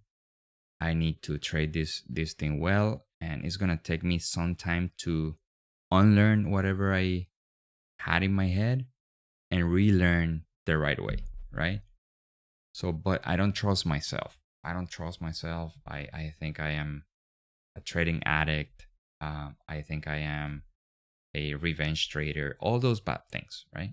So I told her, look, Rhythmic has this feature where you can limit your trading, which I have tried in the past, but I had the passwords here in my computer, and I will do whatever it takes to just override that and try to give me $200, 200 more or 500 more so I could recoup whatever I was losing. Right. So that behavior just fed into my trading addiction, revenge trading, and all those things. Um, so I told my wife, look, I want to do it the right way this time. I spent 5 grand in the lifetime subscription, and I want to do it the right way. If not, I will just close the channel, go home, get a job, whatever.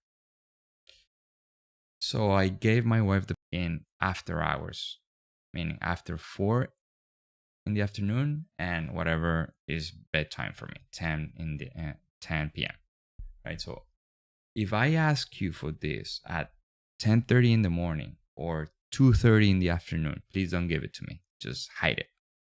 And I went very I was very honest, and I uh erased all the password from my computer. I don't have access to it, and that's how it is. And the first days I was trading, I was frustrated and very enraged with myself, with the market. But at the end of the day, I have lost $100, right, in a $5,000 account.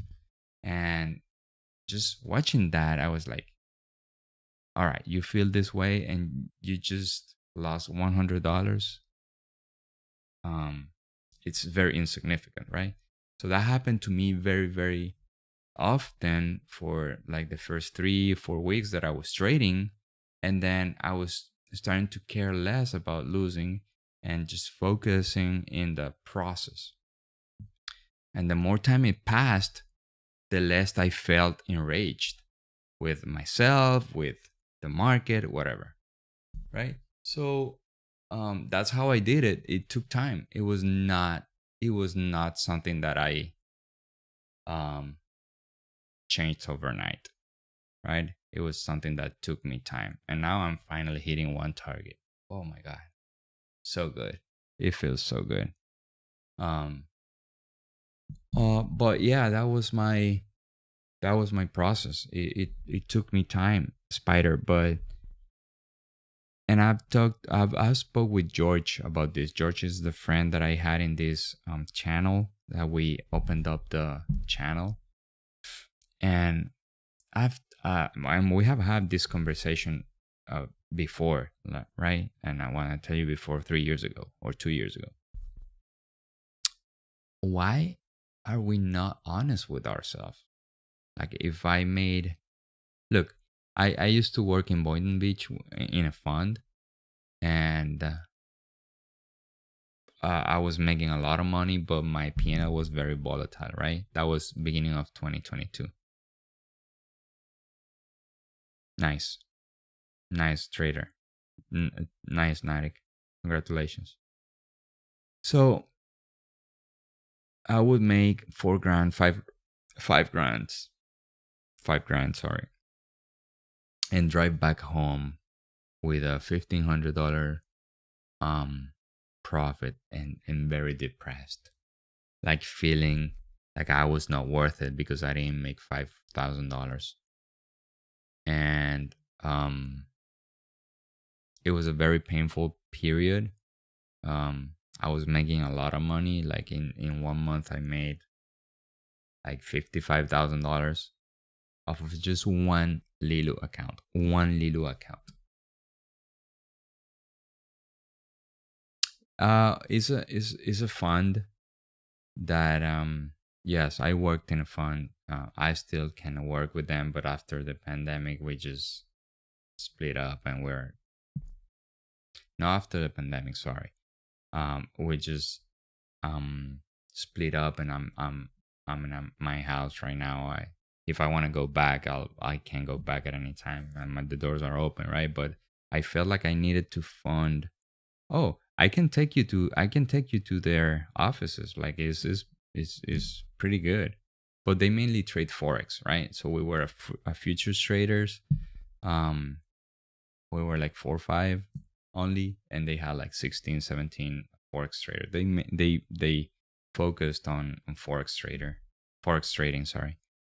So the fact is that I was making so much money that I not so much money, but money that I couldn't handle emotionally. And when I didn't make 5 grand, I was like, damn, you're a piece of right?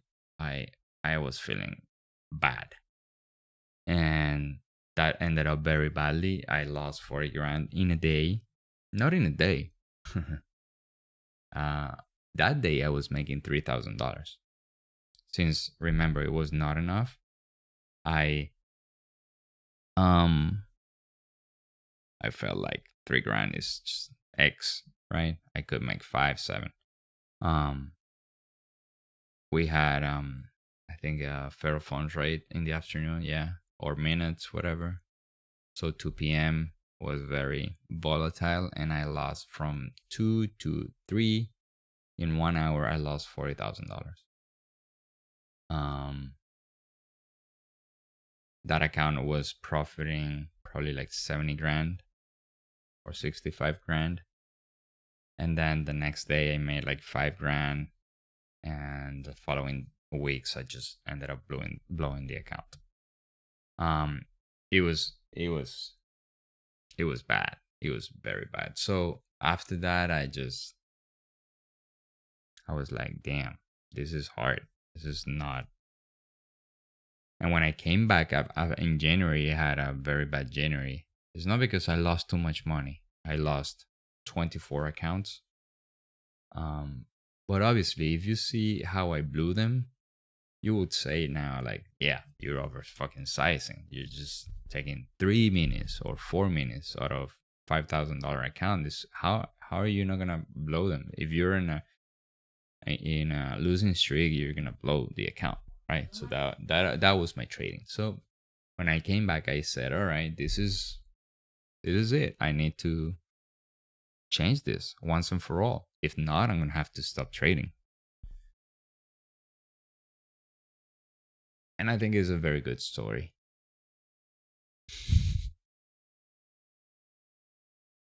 I do.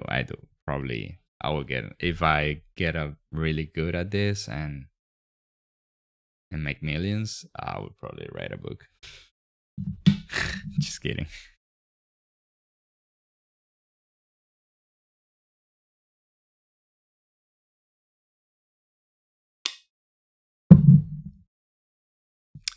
Now you see the difference, Natic, of me just waiting for the right area, this blue area.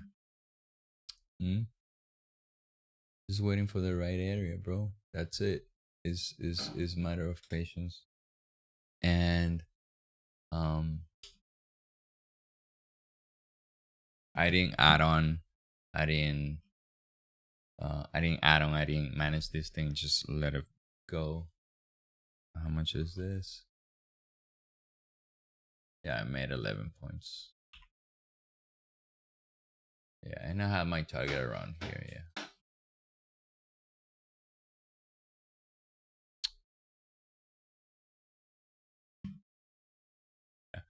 So Natic, let me know when you're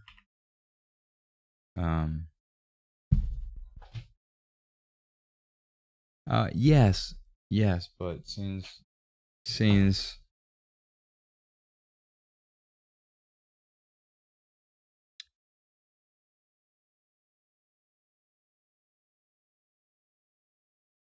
cool. Look, I will make a video when is the right time. Not right now. I think a lot of people are expecting things from me. Like I've had people commenting in my videos like, bro, what happened to you? I come see you every day just to see you win, not to see you lose, and you're against the trend. And all those comments are truthful. Like, and I think some of them they come from a very sincere place, right? Just taking care about my. Give me 1 second.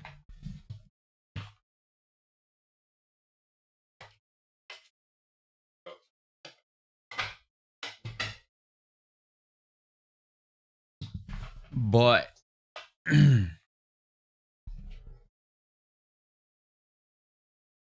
that's true. That's also true, Nadik.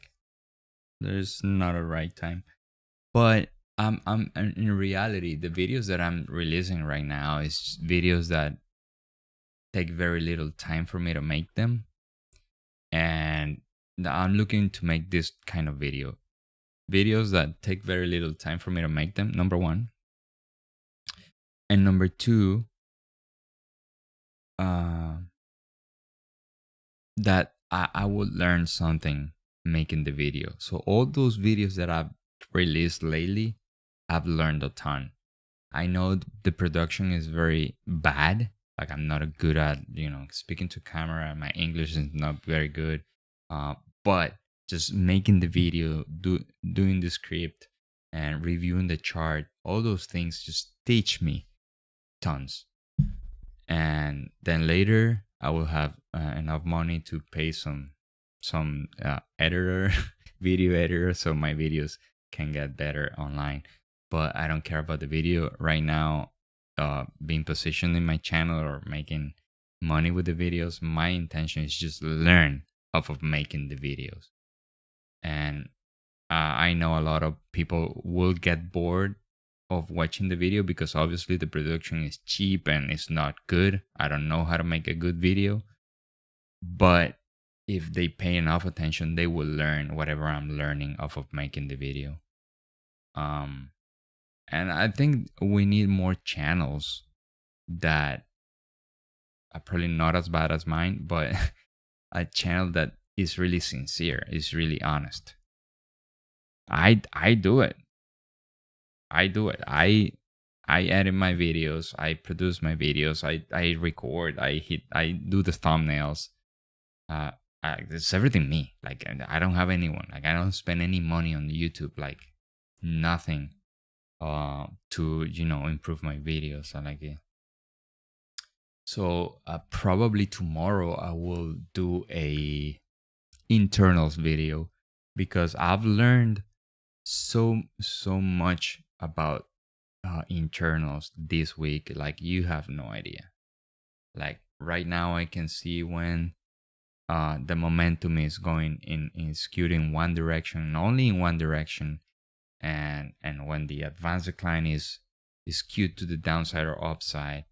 So I've learned tons of tons. That's why I'm not discouraged that I'm losing 2 weeks. Like I don't really care.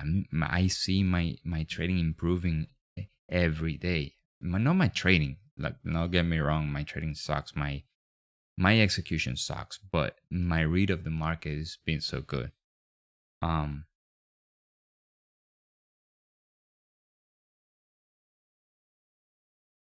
People should listen more to the mid of the video than the optics. That's the point of them.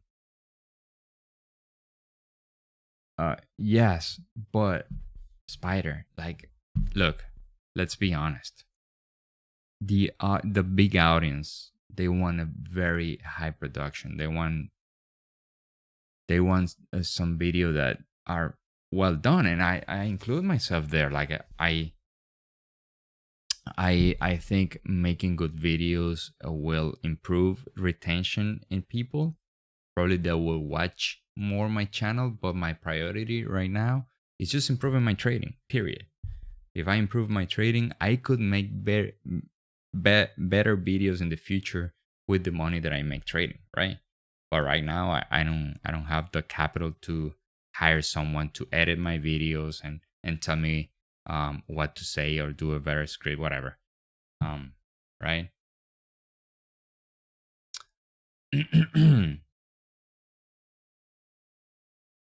Mad respect for trading live. Mad respect for trading live was sorry and Roth Fable. What do you mean with that? Like I trade live and anyone can see my trading. I don't know why. My laptop there I have an NDI. It's not showing up in my thing today, but I'll fix it up in the weekend. But I'm just trading two accounts. But you can go back in my live streams when I put that laptop. I am trading 15, 20 accounts, 17, whatever. Oh, oh yeah, yeah. Thank you, man. Thank you. Um, thanks. And the fact that I lose online and everybody watches my trading, it makes me more resilient. It makes me uh care less about what other people think, and that I think that's a necessary trait for trading. Like giving a fuck about everyone and everybody else but yourself is something that you need to achieve if you want to become a good trader. Um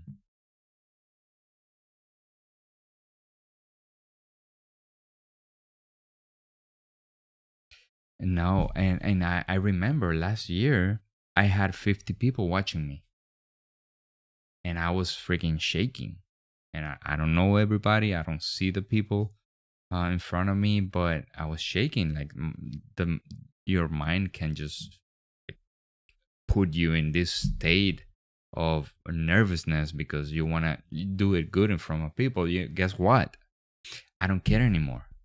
I don't care anymore because I discovered that I just need to take care of what the chart is doing and what I'm watching and try to interpret the whatever is happening in the market the most impartial way and not try to filter through my lens. Even though that's impossible, you will trade the market the way you see it, right? I try to be I've tried to improve that in my trading. Like even though the market is going up or is going down, I want to be more objective of what is really happening. And that's why I took this chart. Like I want to show you this. Let me see if I can put you this chart. And I was shorting all the way, but when we started off the session, I said today is tricky. We've been oversold, and if traders perceive that we've been oversold for too long, buyers could come into the market, right?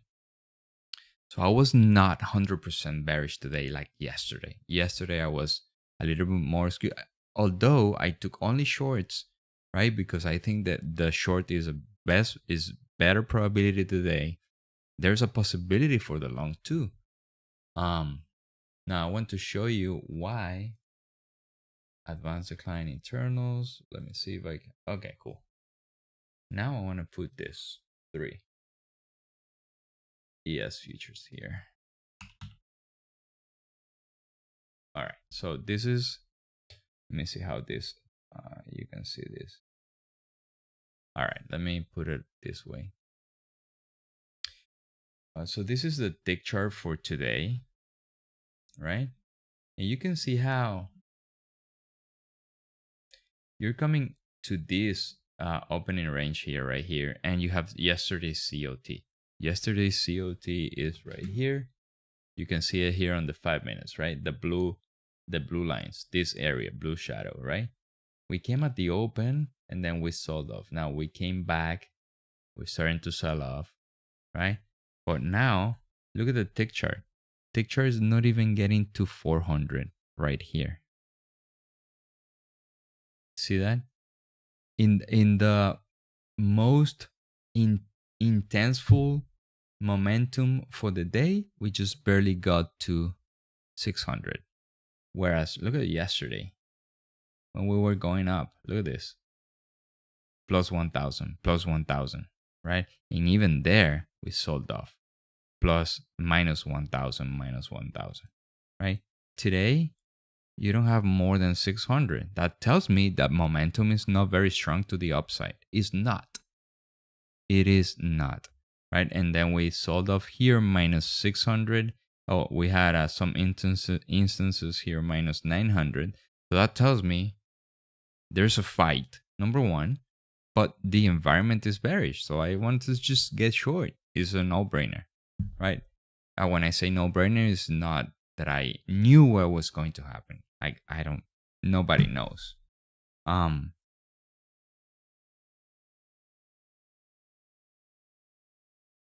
Well, this thing is formed out of the New York Stock Exchange, right? So every time an aggressive buyer buys here, uh, w- uh, when they click buy, they just hit the ask, right? When they hit the ask, is a +1 here, and is a cumulative indicator among 8,000 stocks that are being trading in New York, right? So every time a aggressive buyer hit the ask, click buy market, hit the ask, it is a +1 here, right? Every time a seller hit the bid, meaning sell market, this is -1. So this is a cumulative number. The sum, the addition of all those numbers is this. Okay. So when you have a momentum where, when you have enough buyers hitting the ask buy market aggressively, this thing will go up to 800, 1000, even 1500, 1400, right? 1500, whatever. So you have a sustained momentum, like buyers are non-stopping, are buying non-stop, right? And the other way around, when sellers are selling non-stop, you will see this thing getting down here, right? And not going above this thing because the majority are not buying aggressively, right? So that's what it does. It's just a momentum indication. Now, this is not lagging. This is real time off of. No, by time, no, but by stocks. For instance, if you have Apple at the same instance, right? You have Apple +1, you have Amazon +1, you have Meta +1, that's +3, and then you have Google -1, that's +2, and you have Nvidia -2, -1, that's +1, and so on. I'll try to make a video this weekend, probably tomorrow, how to this thing works and how I read it.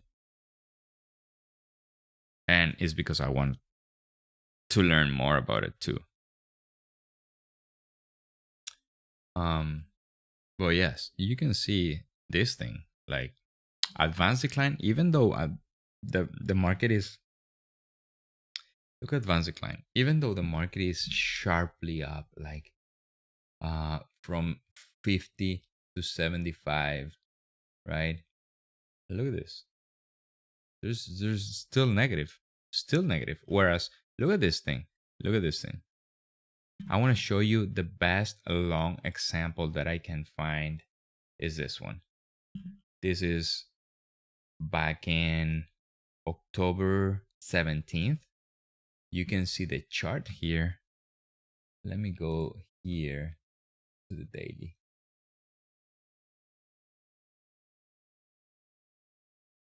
Right, October 17. Where is October 17? There you go. You see this? We were down big and then we managed to close basically flat. But look at this. Everyone was just bullish here, thinking that this thing was gonna go up. But intraday is so important to watch this. Look at this. Oh, sorry, you didn't see this. So this. Okay, cool. This is 17, the October 17th. So we were down and then we bounced aggressively. But look what the advanced decline did that day. Look at that. Boom. Extremely bullish. Extremely bullish. And we never came back to zero. Okay. Even though we started to go down here, we never went down on the price action chart. So that's something that tells you the internals are very important. They tell you what is the tendency or what is the most likely direction for the day.